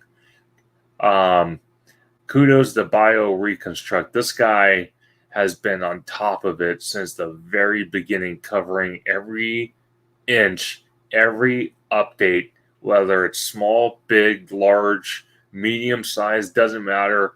Anything to do with Epic Universe, Bio Reconstruct has been on it 24/7. So kudos to Bio Reconstruct. So Ian posted, heard on a podcast. I'm going to say Universal, Ian. I think that's what you're trying to say. Might be focusing on the on the 2 new Ghostbusters movies could be interesting, but think it will be more fun than scary. Yeah. So it probably is going to be more fun. Just I think it's going to be more nostalgic for the fans that love Ghostbusters. So that's why I think so. And I'm okay with that. I'm sad that it's coming back. I want to like to see something else coming back, but I'm glad out of some of the fun houses they've had at Universal, I'm glad we got this better than the clowns of killer clowns at outer space. That kind of that was getting old. Ian also said I need to watch Ghostbusters Frozen Empire still. Yeah. It was a good movie. So definitely check that out. They had the original cast in that movie at certain points. So definitely check that out. Let me see. Whoops. I didn't mean to click that. Sorry about that. Let's see. I thought Mondo posted some. I don't know. Let me look. Maybe not. Maybe it wasn't him. I couldn't. Okay, just real quick on the update here. This was from June 17th. This was the day after I was there. They added this piece of track here from this to this. So they added from here to here and the support column. So this was not here the day before this. So on the 16th, this was not here. That transfer track or this piece on this platform was here, but this track and this track was not. So definitely something interesting. I'm trying to see, and obviously not. Bear with me, guys. I'm sorry about it. Again, I don't go to the theme parks as much as Mondo and that, but bear with me. Okay. Whoa. So Universal High, yeah. He even pointed out Soundstage 12, former home of The Voice, is currently being repainted on the backlot. It's been years. Exactly my point. Why now? Again, that soundstage is supposed to be ripped out. I don't know why they're investing money on painting it. So, kind of weird. I guess as they call it, putting lipstick on a pig. I don't know. Maybe that was too crude, but that's why I think of it. Because there was, okay. What do you guys think about this? So in the plaza right now, I've only seen pictures, and Christian has actually seen this in person. It's not open yet, but they have a bunch of meet and greets set up in this area. Obviously, you can see right in front of you, you got the Back to the Future car. It's under the tarp. And then in the distance back here, it looks like you have the E.T. meet and greet. This looks pretty cool. I'm trying to find, and I'm not seeing it. You know who's going to have it? I know who's going to have it. Hold on. Again, I'm jumping around here. I'm going to go to Fresh Baked, courtesy of Fresh Baked. So all the credit. So I want to talk about this. I know it wasn't in my discussions, in my description for tonight's live. What do you guys think about this Haunted Mansion being put in a queue, virtual queue? What do you guys think about that? Are you happy about it? Upset about it?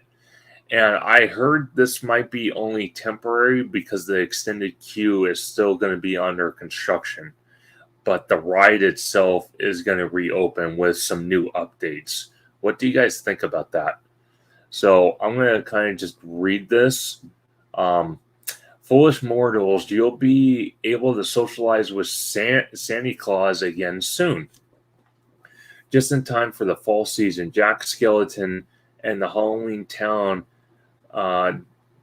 deserts, have put a spell on the eerie estate with merry makeover known as Haunted Mansion Holiday, inspired by Tim Burns' The Nightmare Before Christmas. As the attraction reimagined, Q experience continues to materialize, Haunted Mansion Holiday will be available via virtual queue only when it reopens.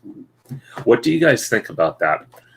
I don't know if I'm gonna like having a virtual queue for Haunted Mansion, whether it's the holidays or not. I don't know if I feel okay with that. So apparently, it's been put out there. The park blog mentions this is a part of the Halloween season announcement, giving an opening date of August the 23rd. So that's when we're getting this ride back open. But again, I'm going to state that we are only, as far as I know, going in the virtual queue because the extended queue is still going to be being under construction at that time. But they are able to open the ride. So what do you guys think about that? Travis, thank you. Or Travis Scott was just at Universal today. Oh, you saw him? Really? Where was he hanging out at? Very cool. See, there you go. At Universal, even Disney, you never know who you're going to see. Never know. That's pretty cool. I like Travis Scott. That is okay, here we go. So the walls have been down at Din Tai Fung. There's a new restaurant opening in downtown Disney. If many of you are unaware, I'm sure most of you are aware of it. What do you guys think about this building? It looks very unique. The only criticism I'm going to give on this is, let's say that Din Tai Fung, after 5-10 years, let's say they decide to part ways with Disney as a partnership. That building, from what I could see, is heavily themed. You know what I mean? It's not like a generic building where they could just move another restaurant in there. It's heavily themed. So that's my only criticisms. But besides that, the building looks incredible. It looks absolutely incredible. I'm going to see if I could try to find, because they showed pictures of it inside. Shoot. I got to find that picture. Meanwhile, Christian posted, I sent you a post from someone that spotted him on Instagram. Okay, I'll definitely check that out. Thanks, Christian, for that. Let me see. I want to find that picture for you guys because I've seen it. And for whatever stupid reason, I cannot find it all of a sudden, which is very, very odd. Because usually I could see it. Ah, shoot. Usually I can see the restaurant, or I can see that picture. Let's see. What the hell is this guy doing? Okay. Huh. Okay, a little bizarre. That was kind of odd. Yeah, Bugs Land there. That was good why I lost it, I guess. So, I want to touch up on this since we're kind of trolling Twitter for a moment for you guys. You know, obviously our Fast and Furious Supercharged is part of our Universal tram tour, and it's the last thing on the tram tour. And I have to say, after a little while, it was exciting at first, but now it's kind of like an annoyance. So this is courtesy, obviously, of universally speaking. This is in Orlando, and what they've posted here is that this attraction is going to be on a open to close basis. And what I mean by that is sometimes it'll be open, most of the time it'll be closed because it doesn't get enough foot traffic for this to be open 24/7 every single day of the week. So they closed it. A lot of people, well, not a lot of people, there were some people talking about this area getting transformed into a version of the Fast and Furious roller coaster that we're getting here in Hollywood. But then someone said, well, I thought that was replacing, if I'm not mistaken, it's called the Rip Ride Rocket roller coaster. I guess it's in severe decay and falling apart and always breaking down. Someone was hinting that a version of the Fast and Furious Hollywood Drift, obviously it wouldn't be called Hollywood Drift because it wouldn't make any sense. A version of that track or roller coaster would come to Orlando. So, yeah, I'm not too sure how I feel about that, because Universal Hollywood, we all know, is a small park. It's very unique, but a small park. And I don't think a big park like Orlando needs to be copying Hollywood. Sorry. I think anything that we get exclusive, other Universal parks shouldn't touch that. It should only be unique to Hollywood. That's what I think. That's just me personally. I'm trying to find... See, guys, now it's going to bug the hell out of me because now I can't find it. I'm trying to find... Let me see. You know what?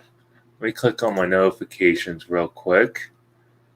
I don't know if Mondo posted it. I'm going to just start going through pictures and see.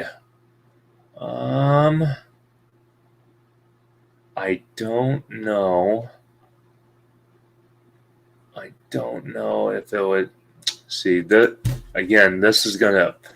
I'm going to try one more content creator and see if they have it on their channel. Okay, so just real quick, just a recap. This is John Murdy right here. He usually is walking around during the event. Really nice guy. Really nice guy. He is the creative director that brings Halloween Horror Nights to life for Hollywood. So, definitely an amazing guy. If you happen to see him during the event, see if you can get a picture with him. Tell him thank you. I always do.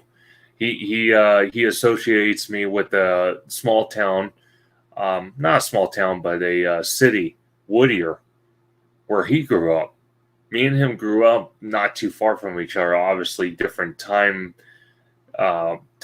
areas. Obviously, you know, I wasn't born when he was born, but we grew up in the same town. So whenever he sees me, he's all like, "Hey, Whittier."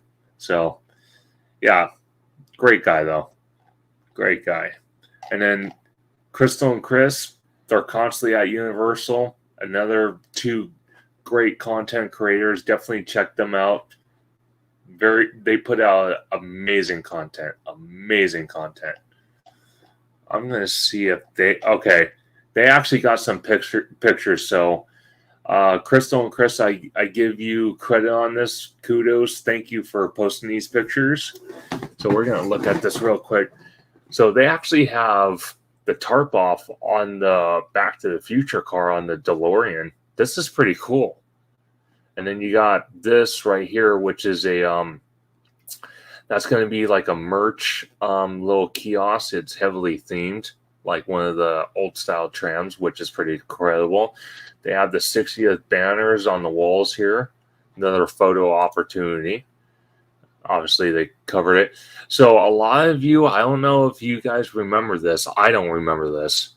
They used to have this, and this used to be right where the Fast and Furious Supercharged on the studio tour sits now.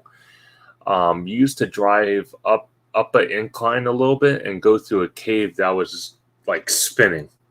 It was an ice cave. And you felt like the tram was spinning upside down. It was pretty cool. It was trippy, but it was cool. And then right next to it, you got the old Western sets. Obviously, 6 Point, Texas. Very cool. You got E.T. You got the little bikes there, so you can take a photo opportunity with that. Very cool. Again, you got the Jaws Amity Island. And I think they're debuting this, if I'm not mistaken, tomorrow. So, very cool. Very, very, very cool. Again, thank you, Crystal and Chris, for posting those pictures. And then obviously this is the newest addition besides the mini interactive mini game in the ice area upstairs above Bowser Jr.'s castle. They starting today, they have allowed Express to happen for the Mario Kart attraction. So if you want to skip about the majority of the line and actually enjoy not waiting too long for the ride, you can now use Express, whether you buy Express or you use your Platinum Pass after 3 p.m. for Express. Let's see. God, no one has a picture of it? I was seeing it all day today, and now it's gone. Oh, now this is going to bug the absolute crap out of me. What I'm trying to look for, guys, they showed pictures of Din Tai Fung, the inside of it. Because a lot of people, when the walls came down, they were peeking inside with phones and cameras, taking pictures and whatnot. And I guess the restaurant itself, they had to put black tarp up from the inside on the windows so it couldn't be seen. So, again, you know, people taking advantage, so it ruins it for everybody. I'm trying to find... See, now this is going to bug the absolute crap out of me. So I want to find it so bad to show you guys. I'm sure some of you have seen it, but not all of you.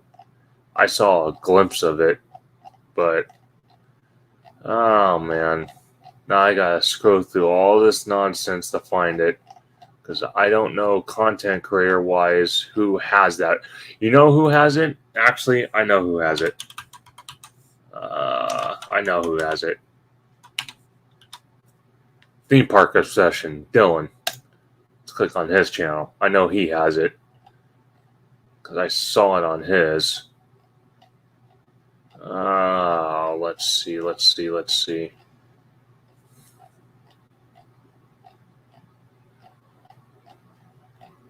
Well, he did have it on there.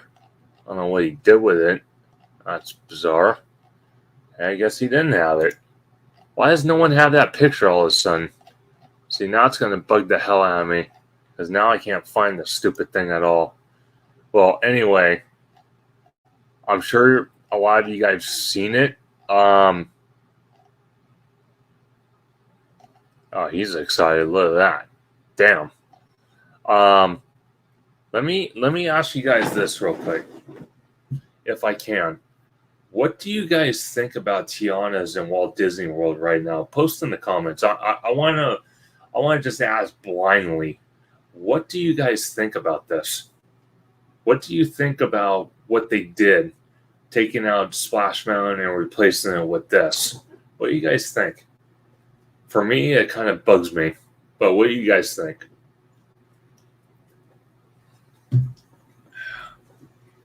Because, first of all, this is my gripe with it, is they allowed workers, team members that worked on the attraction to bring Tiana's Bayou Adventure to life. They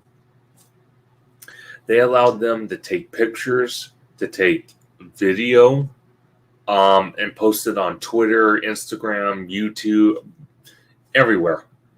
And some of the videos were good. Some of the photos were good. But there were some where animatronics weren't working. Some of the effects weren't working. I think it was on employee preview multiple days where they had to evacuate the ride. Then just recently, they had annual pass holders and DVC members going on the ride. They had to get evacuated. What do you guys think about that? I think it's pretty terrible. Because, like I've said for the longest time, is that you got, how can I put it? You got,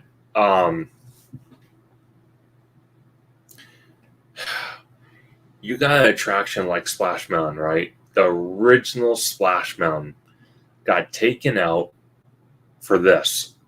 When what bugs me the most is when they sit there and claim, and they're saying all through their there's like a little small mini series, I believe it's on YouTube, by Disney Imagineering. Um, they're talking about all these brand new animatronics, very high tech, the latest tech you can possibly imagine in these animatronics that are being put into Tiana's. What do you guys think? Because the fact that they're already breaking down, not working, not doing what they're supposed to be doing, which basically references not working at all, and if so, working hardly at all, getting evacuated off the ride. Is this what we're going to be looking forward to for our Disneyland resort? I really hope not. I really hope to God not, because there's a lot of people. There's one guy I work with at work. His dad, his uncles, they actually worked on Splash Mountain. They actually helped create Splash Mountain at the Disneyland Resort out here in Anaheim. So people like that, and even people that just love Splash Mountain, tension is already high because it got replaced. And if this is what we have to look forward to, broken animatronics, getting evacuated, was this really worth it? Was this even really worth it to you guys? Because right now, the way it sits, it's not worth it to me. Nope. I really wish to God we just kept Splash Mountain and just replaced the animatronics with the same the same characters, but newer animatronics that work a hell of a lot better. But what do you guys think about that? Because I'm not too happy with Disney that they did that. So yeah, not even in the slightest happy about that. Because that was definitely not a good decision at all. That was pretty bad. Trying to see. Watch, as soon as I end the live stream, I'm going to find that picture, and now it's going to bug the hell out of me. Oh, man. But let me ask you guys this. What do you guys think of the live stream so far? I think it's been a great night. I'm I'm kind of sorry the scheduling got messed up. I was supposed to have my Conductor Thursday live stream last night at 7 p.m., but I had to do two different live streams. Well, one live stream, one video, with two different content creators. And again, shout out to Five Fires Mondo. Shout out to Orange Grove 55 for allowing me to be a guest on their channels for that, talking about Dark Universe and Epic Universe. What do you guys think of the live stream so far? Oh, man. Christian says, amazing live stream. Thank you, Christian. Again, you guys make it possible for me. You guys make it possible. When I'm sitting there looking right now, there's 32 of you in this live stream right now. You have no idea how excited that makes me to keep doing this every Thursday. Keep bringing the amazing content that I try my best to bring you guys. You have no idea the overwhelming feeling of support that I have for everybody. Thank you guys so very much for joining my live stream. Thank you guys. So let's see. I'm still trying to find that picture. It's bugging the hell out of me. It really is going to bug the hell out of me. I really, really, really want to find it, because I want to end on that, and I can't even find this stupid thing. And it's going to bug the living hell out of me. Nope. I don't know what the hell that guy's doing. Looked like he passed out. That's not good.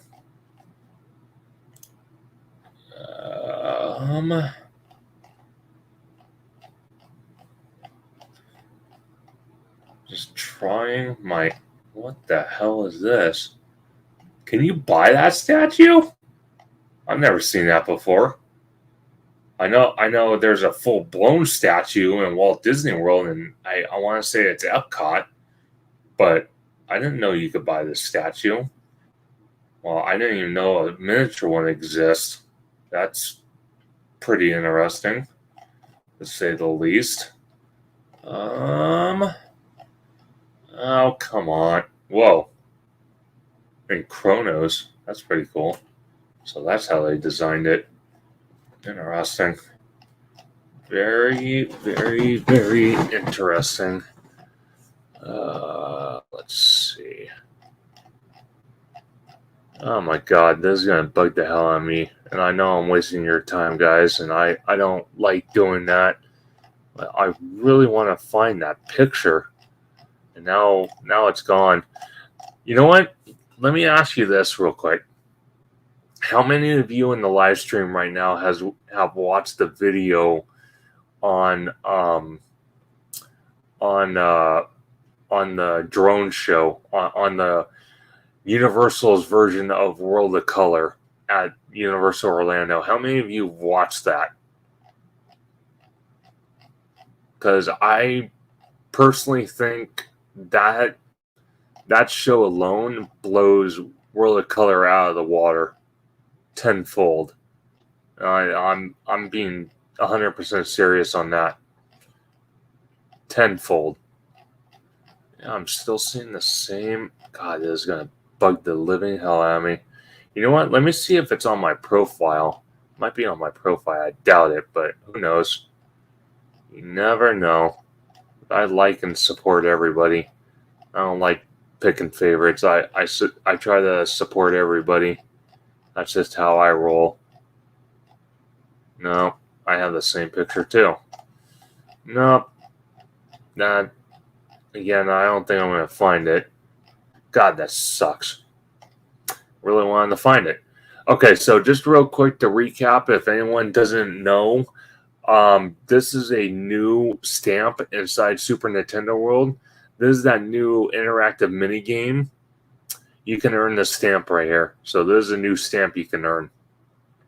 And if anyone doesn't know where this is located in this mini game, so in where Mario Kart is the entrance, instead of going in the entrance of Mario Kart, if you go to the left of the entrance, and it's kind of tucked in the corner, there's an opening. You can go up a staircase, and that's the way to get to the binoculars, the AR binoculars on the second level. Well, in the ice area right there on that balcony, that's where they have the interactive mini game where you can earn the stamp. So just so everyone knows. I didn't know if you all knew. God, yep, it's going to bug the hell out of me. Damn it. Well, you know what? Let me do this. Let me do this then. Let's do a little speculation here. I want to do that right now. I want to do that. Let's talk about Hollywood. We already know what Epic Universe is doing. Let's talk about Hollywood for a little bit. What do you guys think? Because I already know we're getting the Fast and Furious roller coaster. Everyone knows that. Hold on a second. We got another special guest. Tommy Toon World. Happy birthday, bro. It's Tommy's birthday today. Everyone wish him a happy birthday. Again, Tommy Toon World, I met him the opening day, the grand opening day of Super Nintendo World out here in Hollywood. Great guy, amazing content creator. Like I said, everyone that probably joined my live stream tonight, if you guys don't know Tommy Toon World, he does cover Disneyland. He does cover Universal. I think he's done some Knott's videos. He does call. This is going to be his second year doing Halloween Horror Nights. he's put out a lot of May the 4th videos for Star Wars at Disneyland. He does a lot of food reviews, a lot of UFC content. So definitely check out his channel. Give him a lot of support, because he is a very deserving content creator that definitely deserves it. Definitely deserves it. Thank you, Tommy, for joining the live stream. I deeply appreciate it. So I wanted to talk. So Universal Hollywood.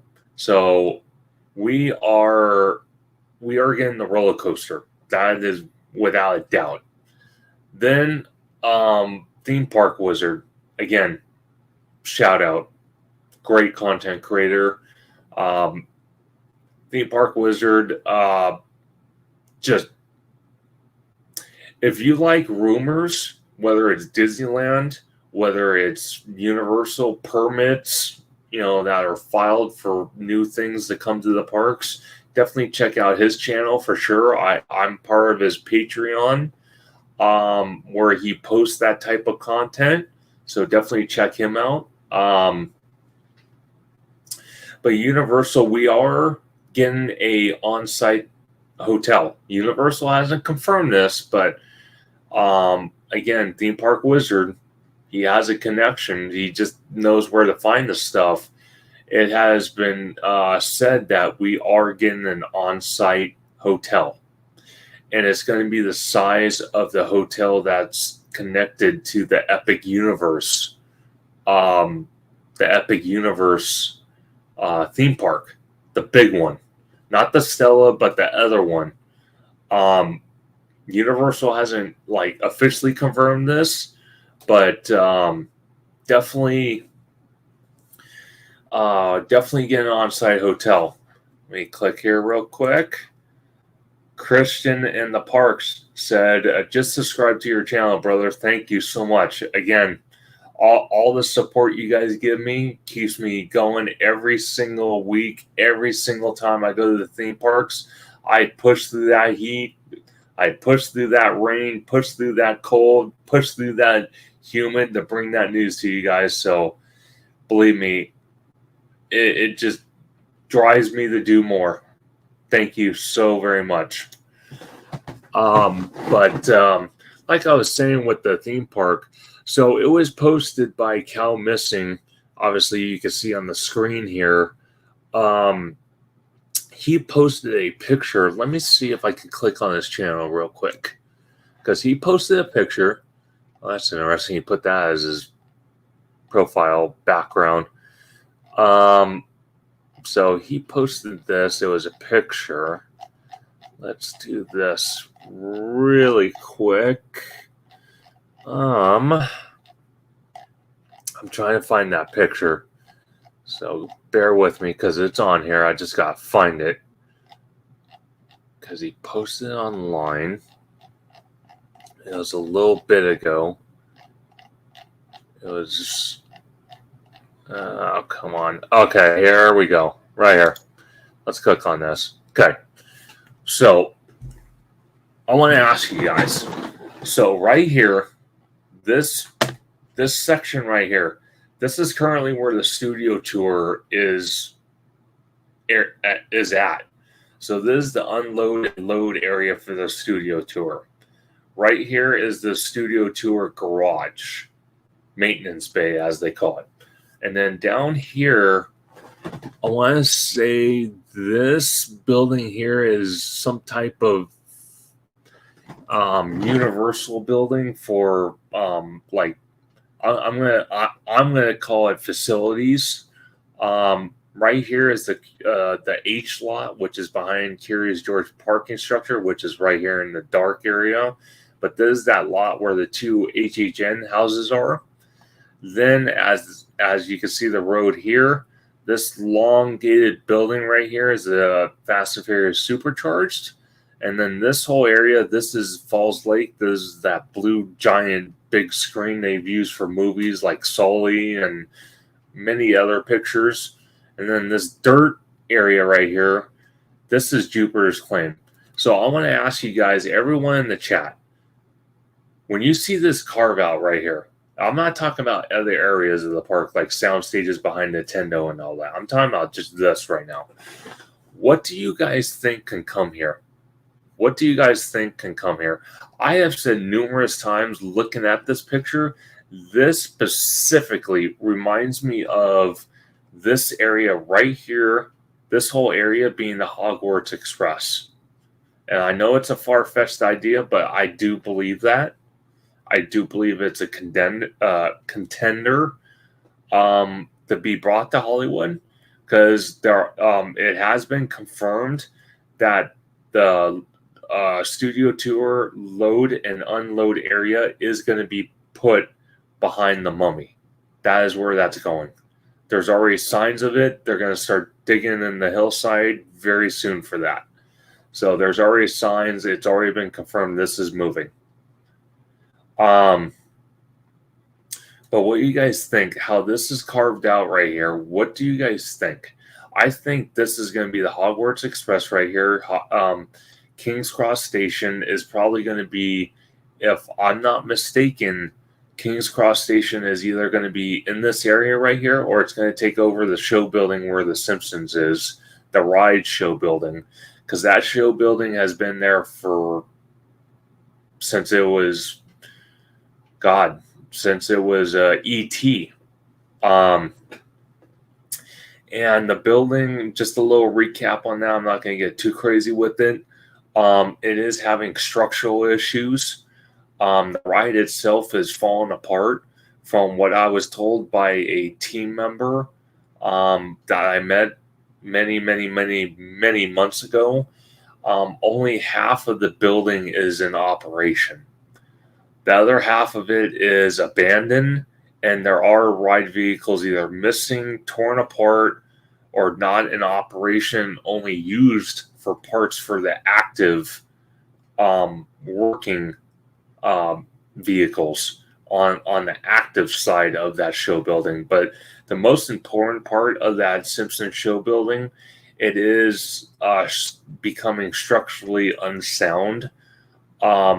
I don't know how bad, but bad enough where eventually, because the license for The Simpsons is going to expire in 2028 or 2027, that building's going to have to be torn to the ground. There's no retrofitting that. They will have to tear that building down. So it makes me wonder, are they going to put, if they do have the Hogwarts Express here, are they going to put the King's Cross Station here? Or are they going to put it by the Simpsons and have you walk through there to get to the Hogwarts Express? So what do you guys think about that? And if that's the case, then the train would go from here, drive all the way down here, and there's one or two possibilities of a Harry Potter expansion. Hear me out. Either Diagon Alley or the Ministry of Magic. Which one would you guys want? But one thing's for sure. I've talked to many content creators, including Mondo, including Orange Grove 55, Theme Park Wizard, and several others, that they say if they're going to bring more Harry Potter, they do want to have Hagrid's here at Hollywood. And I have to agree with them. I do want Hagrid's motorbike adventure. But what do you guys think about this? How this is carved out for future expansion? Do you think it's possible it is a Harry Potter expansion? What do you guys think? Post in the comments. I really want to hear what you guys think about that. So I'm very curious. Let me see. And then I'm gonna play a little video why you guys come up with some questions about that. If you have questions, again, this is courtesy of Cal Missing. He posted about the future expansions of Hollywood. So I want you guys to watch that and see what you guys think. So let me click on it real quick. And I'm gonna click on it and see what you guys think.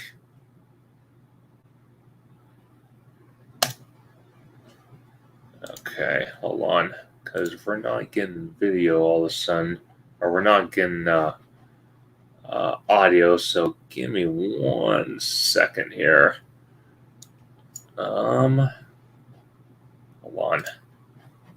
No, that's not what I wanted. Sorry, my fault. My fault. Okay, let me remove myself, and I'm gonna play it.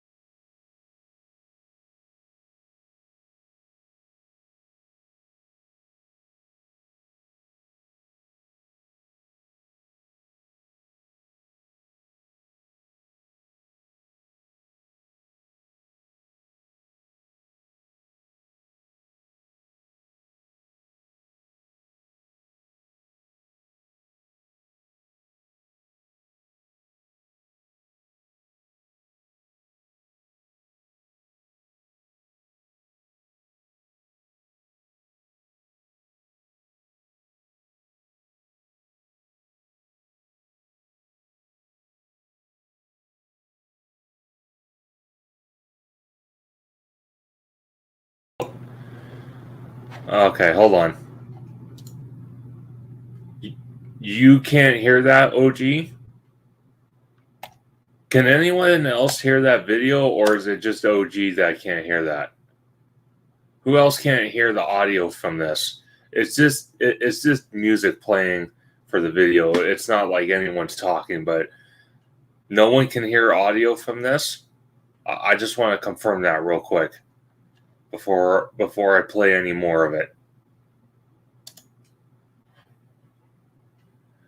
Christian said, "I wonder what they might do with the Simpsons land when their contract is over." Well, that's what I'm saying. I wonder if Harry Potter is going to take over, or if like that show building is going to be part of King's Cross Station, if that area is going to be part of more Harry Potter, or if a lot of that area is going to be taken over by Fast and Furious, or it could be something completely different that we're not thinking of. So I'm not 100% sure. Orange Grove said, "I can hear you though." Okay. Again, I'm just playing this video, OG. Again, I watched this video with you on your video. There's no talking; it's just music. But I'm I don't know why it's not playing the audio. That's weird. Hold on a second.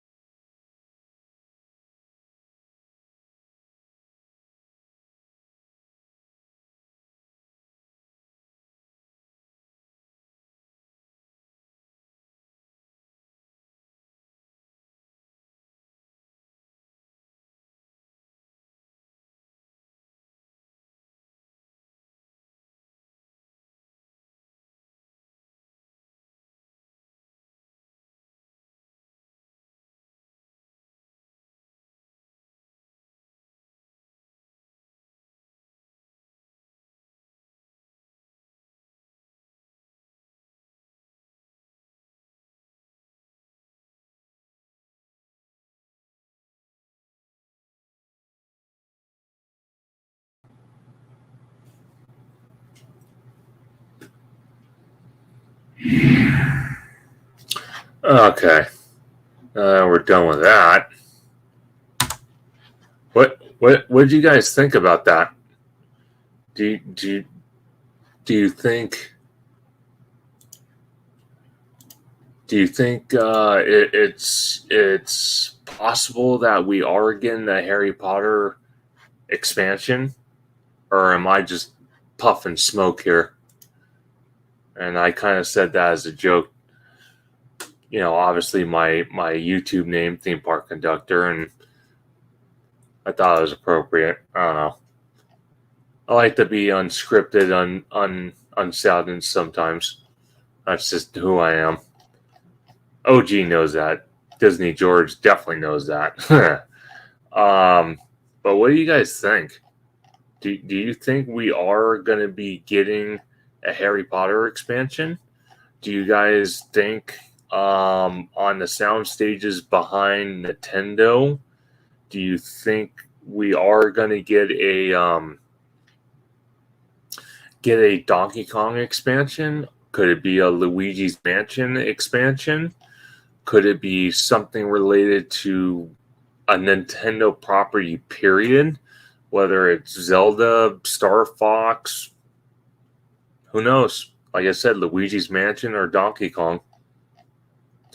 And again, I wanna touch point on something about Donkey Kong. Okay. I know a lot of people give me crap when I sit there and say, oh, I would love to have Donkey Kong come to Hollywood.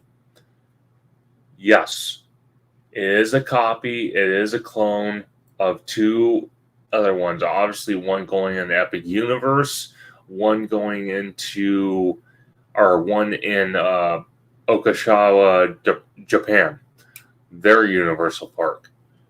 My thing is, when you bring a land like that, okay, you could still make our version unique.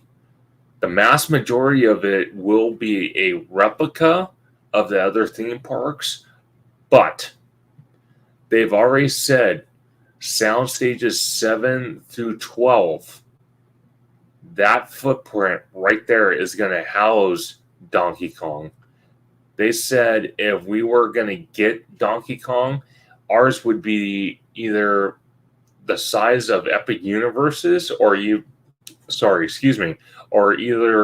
the size of Epic Universes version or even bigger than that. And if it's bigger than that, the footprint itself, you could definitely add extra stuff in there. Like I was telling OG, you can add a Donkey Kong themed restaurant. Again, you could do stuff like that. You can add different meet and greets. Like you can have the same meet and greet, but extra meet and greets with other characters that aren't available at other versions at other parks. You can offer different mini games. You can offer different, like a different track layout. You can offer all sorts of things. There's so many possibilities you can do.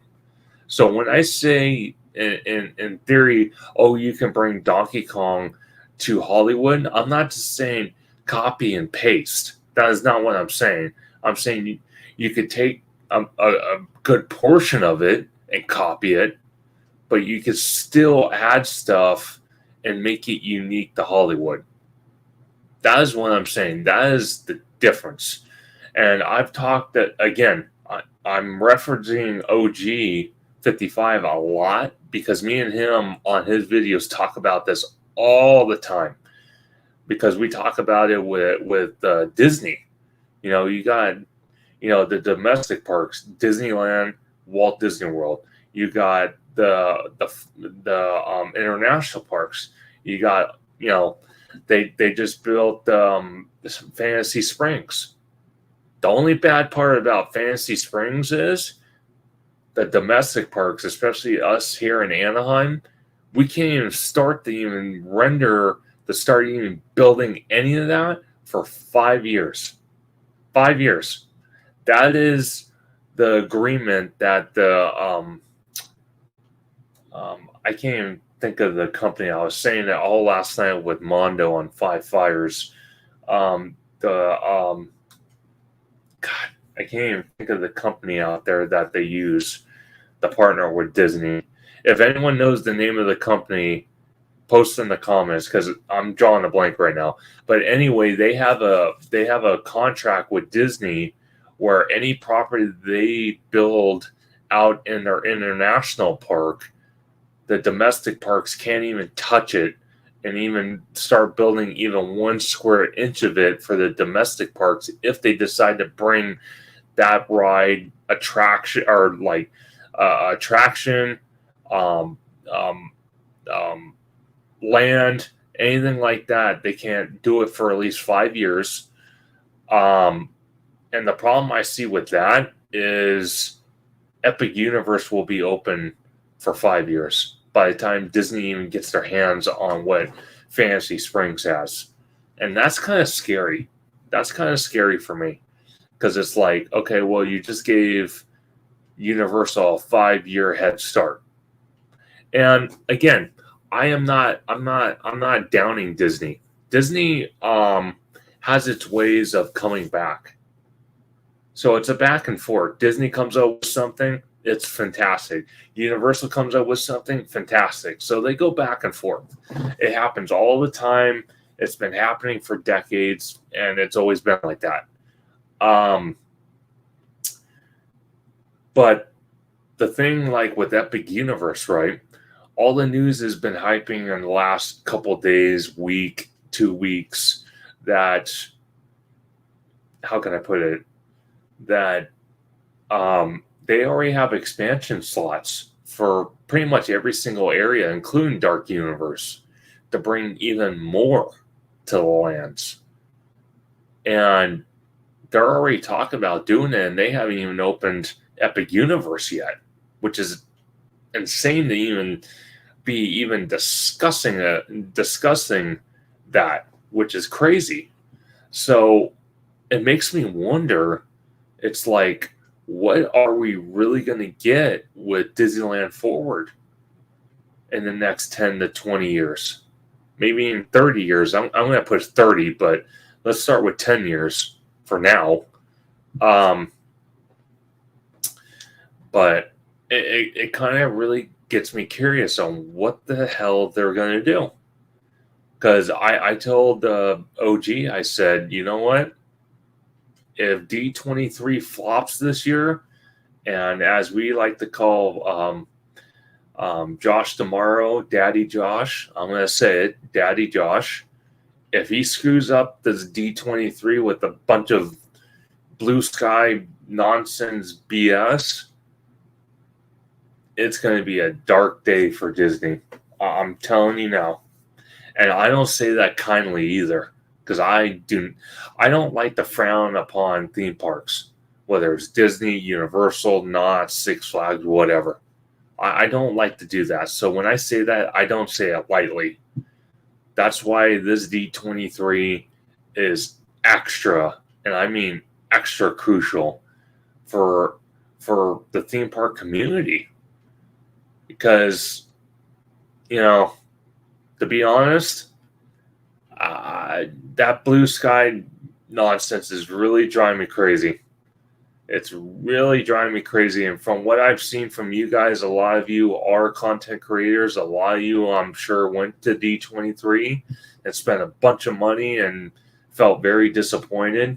If you guys do or have bought your tickets for this D23 and you're willing to give Disney another shot, hopefully they don't bend you over. That's all I'm going to say. I'm going to say it nicely. Hopefully they don't bend you over and give you a bunch of blue sky, because I really hope to God that's not the case. I really, really, really, really hope to God that is not the case. But I don't know about you guys, but I actually have to get to work tomorrow, so I'm going to actually end the live stream. I want to thank everybody, I mean everybody, for joining my live stream tonight. I'm sorry it wasn't last night. Again, I had an amazing time with Orange Grove 55 talking about Dark Universe with Mr. Webba and Disney George. Always a great time with Orange Grove 55. Definitely check out his channel on YouTube, Instagram. YouTube for his videos. Check out his socials on Instagram, Twitter, known as X, and I believe he has one other platform I'm not remembering, if I'm not mistaken, but definitely Instagram and Twitter and YouTube. Definitely check out his content. He's a great guy, puts out amazing videos, so definitely check him out. And Five Fires, man, that I'm still laughing inside about his reactions to Dark Universe OG. I don't know if you were able to watch the whole thing, but it was so classic. It was so classic to watch that. But I'm gonna actually stick around on this live stream until 10:20. So it's 10:12 now. So if you guys have any questions whatsoever, please post in the comments. I'm here to answer your questions. I'm here to help you guys out any way I can. Again, I love doing this. The fact that we at 10:13 at night, I still have 43 people in this live stream, the most I've had in any video or any live stream I've done. This shows the faith and support that you guys give me to keep on going and keep on providing amazing content for you guys. I'm so happy to do it for you. It's fun for me too, because it feels like I can put the news out there. We can all talk about it, discuss it, explain it, theorize what can come, what can change, what could be customized, anything like that. So it definitely was a blast talking about everything we talked about today, whether it was Dark Universe, whether it was Universal Studios Hollywood, Fast and Furious, Halloween Horror Nights, a little bit of Disney, and what's going on there. Tiana's, which is kind of a sore point, but hopefully is going to get better, I hope, within time. But yeah, I'm again, you can find me on YouTube on Theme Park Conductor, on Instagram, Theme Park Conductor as well. Twitter, you can find me at Theme Conductor, and then on Discord, you can find me at Theme Park Conductor, because I just started doing Discord probably a couple months ago. You can follow me on there. A lot of my videos and live streams will be, you'll get notifications on there alongside Instagram and Twitter. So just so you guys know, normally I do my Conductor Thursdays on Thursday night at 7 p.m. It just this week kind of didn't work out the way I wanted it to, so that's why I'm doing it tonight. But I'm going to be doing my Conductor Thursdays every Thursday at 7 p.m. If you want to join, hey, more the merrier. Because again, this is all for you guys. I do this for you guys. I do this for myself also, but I love hearing your guys' opinion. I love answering your guys' questions. I love putting out the amazing content I do for you guys, because you guys, just like me, I'm sure most of you are hardworking people that go to either a fun job or a boring job, and you guys need a little escape, a little excitement from the theme park world, and love to talk about the theme parks and whatnot. So I'm glad I'm here to provide that information for you guys. So definitely love doing it, and definitely love seeing the support. It means so much that you guys joined tonight. And we're at 2 hours and 34 minutes, and it's still going strong. I kind of feel you guys can keep me up until midnight. This is crazy. But definitely post in the comments right now, and let me know if you guys have any questions, because I'm here to answer them. And meanwhile, while I'm waiting for you guys, if any have comments, concerns, anything like that, I'm going to try to find that Din Tai Fung pictures on Twitter, because I feel like I've seen it, so I gotta find it. So But if one of you asks a question, I will stop and answer it for you. So just I'll keep a lookout. Let me see. Oh boy, what did it just go to? Maybe if I click this, maybe. Well, maybe not. Interesting.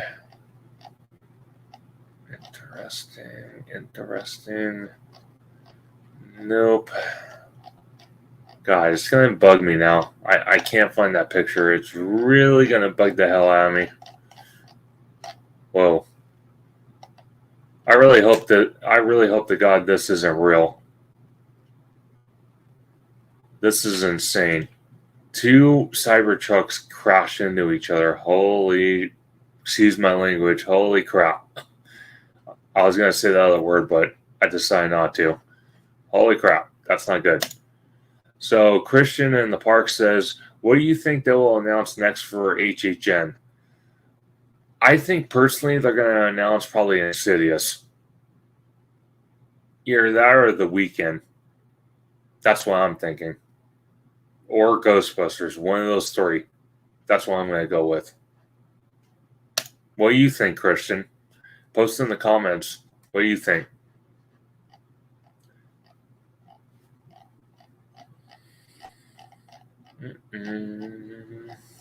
Let me see.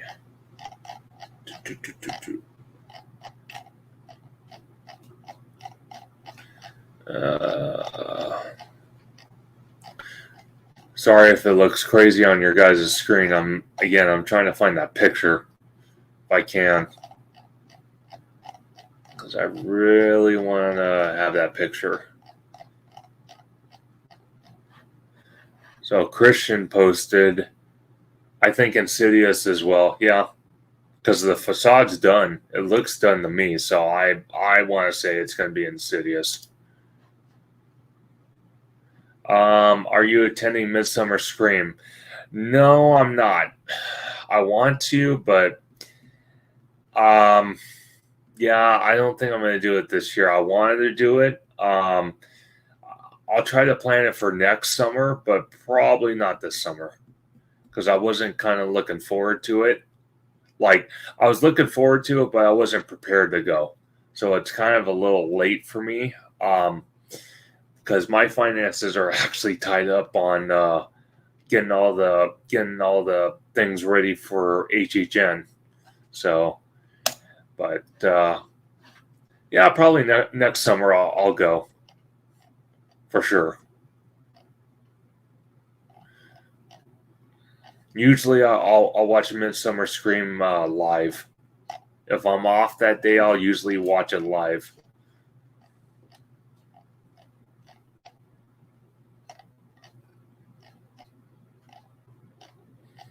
Oh my God, no, I cannot. Well, that's interesting. I don't even remember this. Does anyone remember this? This was, what the hell? This was in DCA? No way. I don't even remember this, dude. Wow. I do remember this. I never experienced it. I do remember that. And that's the Tower of Terror right there. Interesting to see that thing. Like that.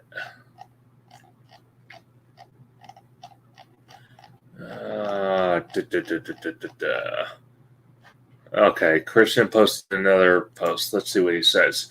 What show do you think might come to HHN? I feel like something new might show up. Well, yeah, it's possible.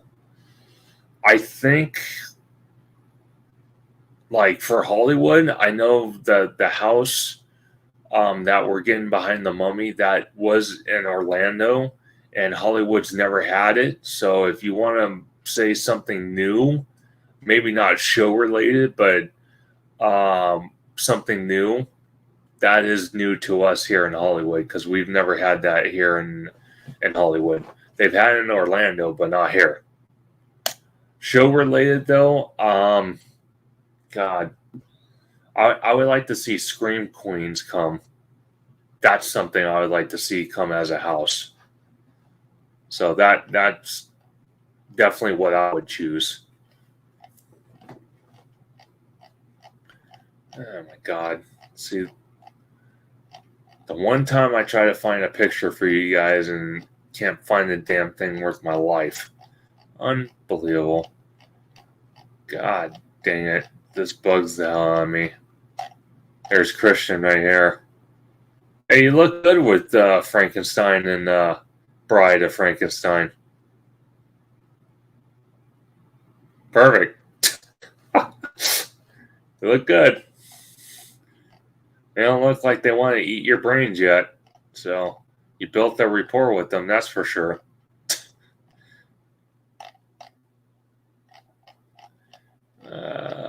Let's see. I don't know how much scrolling I'm going to have to do to find this stupid thing. I don't know if maybe they took it off Twitter. I don't know. Because I cannot find this stupid.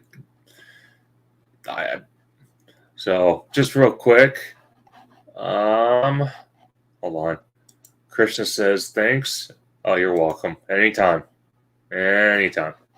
So this is some of the merch that's come out for Halloween Horror Nights for at least Hollywood. This is not going to be all of it, so don't be in culture shock. There's only a little bit.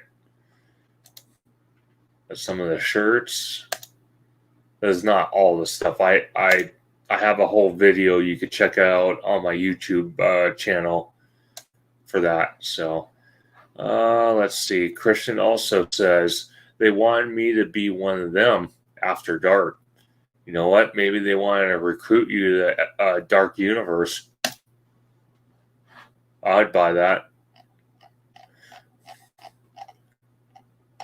Let's see. Oh, that's another video. Okay, I'm starting to give up here. About 2 seconds.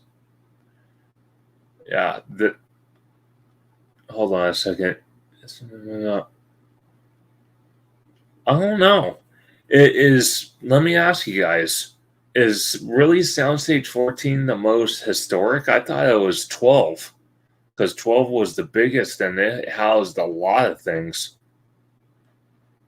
I honestly thought 12 was, but I guess 14 because of Jurassic Park and all that. But I thought Jurassic Park was also shot in 12 as well, if I'm not mistaken. Christian says, I just bought the trucker hat for this year theme. It's so badass. It goes for 30. Yeah, it goes for 30. And then, if you have your platinum pass, obviously, or a pass, you get a discount. So that helps. Oh, God. Sorry, guys. I don't think I'm going to find that picture. Okay, that kind of just sucks. Okay, real quick before I end this live stream, because I've already gone 5 minutes over what I said I was going to do. What do you guys think about this Communicore Hall? What do you think about this? I kind of think the money that they spent was not worth it. This kind of looks like a conference room that you could find at like a hotel. I don't think they should have spent money on this. Because to me, yeah, this is not eye-popping to me. The only reason I might use this hall, seriously, if I'm in Walt Disney World and it's hotter than bejesus, which during the summer I know it's hot, I'll just go in here for the air conditioning, to be honest with you. I'm just being frank with you guys. I'm not, trying to crash down on Disney's creativity, but I don't see any reason to have this space. Like, I'm sure, like, for events and stuff, but what does it really benefit the theme park guest? You know what I mean? Does it really, honestly, to God, benefit theme park guests? Besides sitting there relaxing in air conditioning, I guess that's the only reason. I think it's kind of stupid. Uh-oh, I disappeared. Hold on. Oh, there I am. That was weird. But yeah, I don't necessarily believe for a minute that they shouldn't have spent money on that. That's just dumb. Very, very, very, very dumb. Oh, look at this. I haven't seen this yet. This is from the preview center at Universal Orlando City Walk. Oh, shit. Wow. That looks sick as shit. Look at that. Oh, heck yeah, dude. Oh, my God. Okay, that's it. I'm going to go broke. I want that. Look at this. Is this from... No way. Huh. Yeah, if we had a Donkey Kong, hell yeah. That'd be awesome to wear. Are you kidding me? Heck yeah, bro.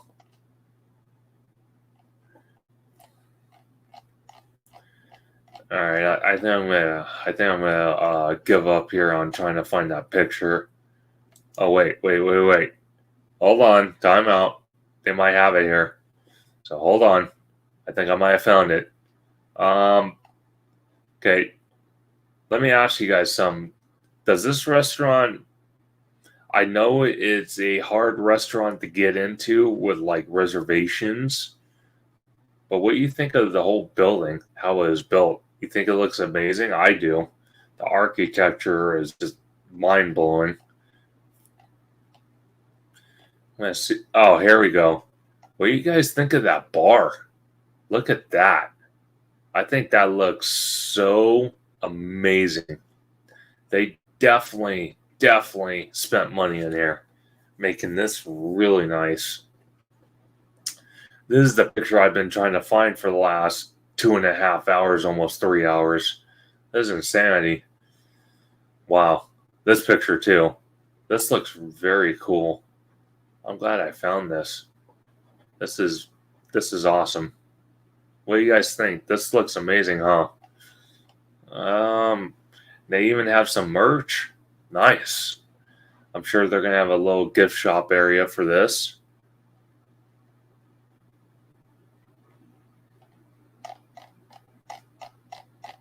But yeah, those are the pictures I was trying to find for the last freaking 2.5 hours. Wow. Thank you, WDI, or not WDI, WW, or whatever you guys are. WDWNT. There you go. I finally said it. Took me a minute. They have a long abbreviation. I'm just going to go with that and say that. But again, I want to thank everyone for joining my live stream. I'm actually going to call it because we are at 2 hours and 48 minutes. Join me on my next live stream, which is going to be on next Thursday or this Thursday coming up for Conductor Thursdays. Again, you can follow me, find me on YouTube, Theme Park Conductor. You can find me on Instagram at Theme Park Conductor. You can find me also on Discord, Theme Park Conductor. And on Twitter, you can find me at Theme Conductor, where I'm steaming up that hot news for you guys and keeping it hot and fresh. Everyone, I want to thank you guys once again for joining my live stream. Everyone, to stay safe, stay cool, or if you're in an area where it's cold, which I doubt, but if you are, stay warm, stay safe, protect one another, be kind to one another, and I will catch you guys on the next live stream. So stay ready. Stay ready. Have a good night, everybody.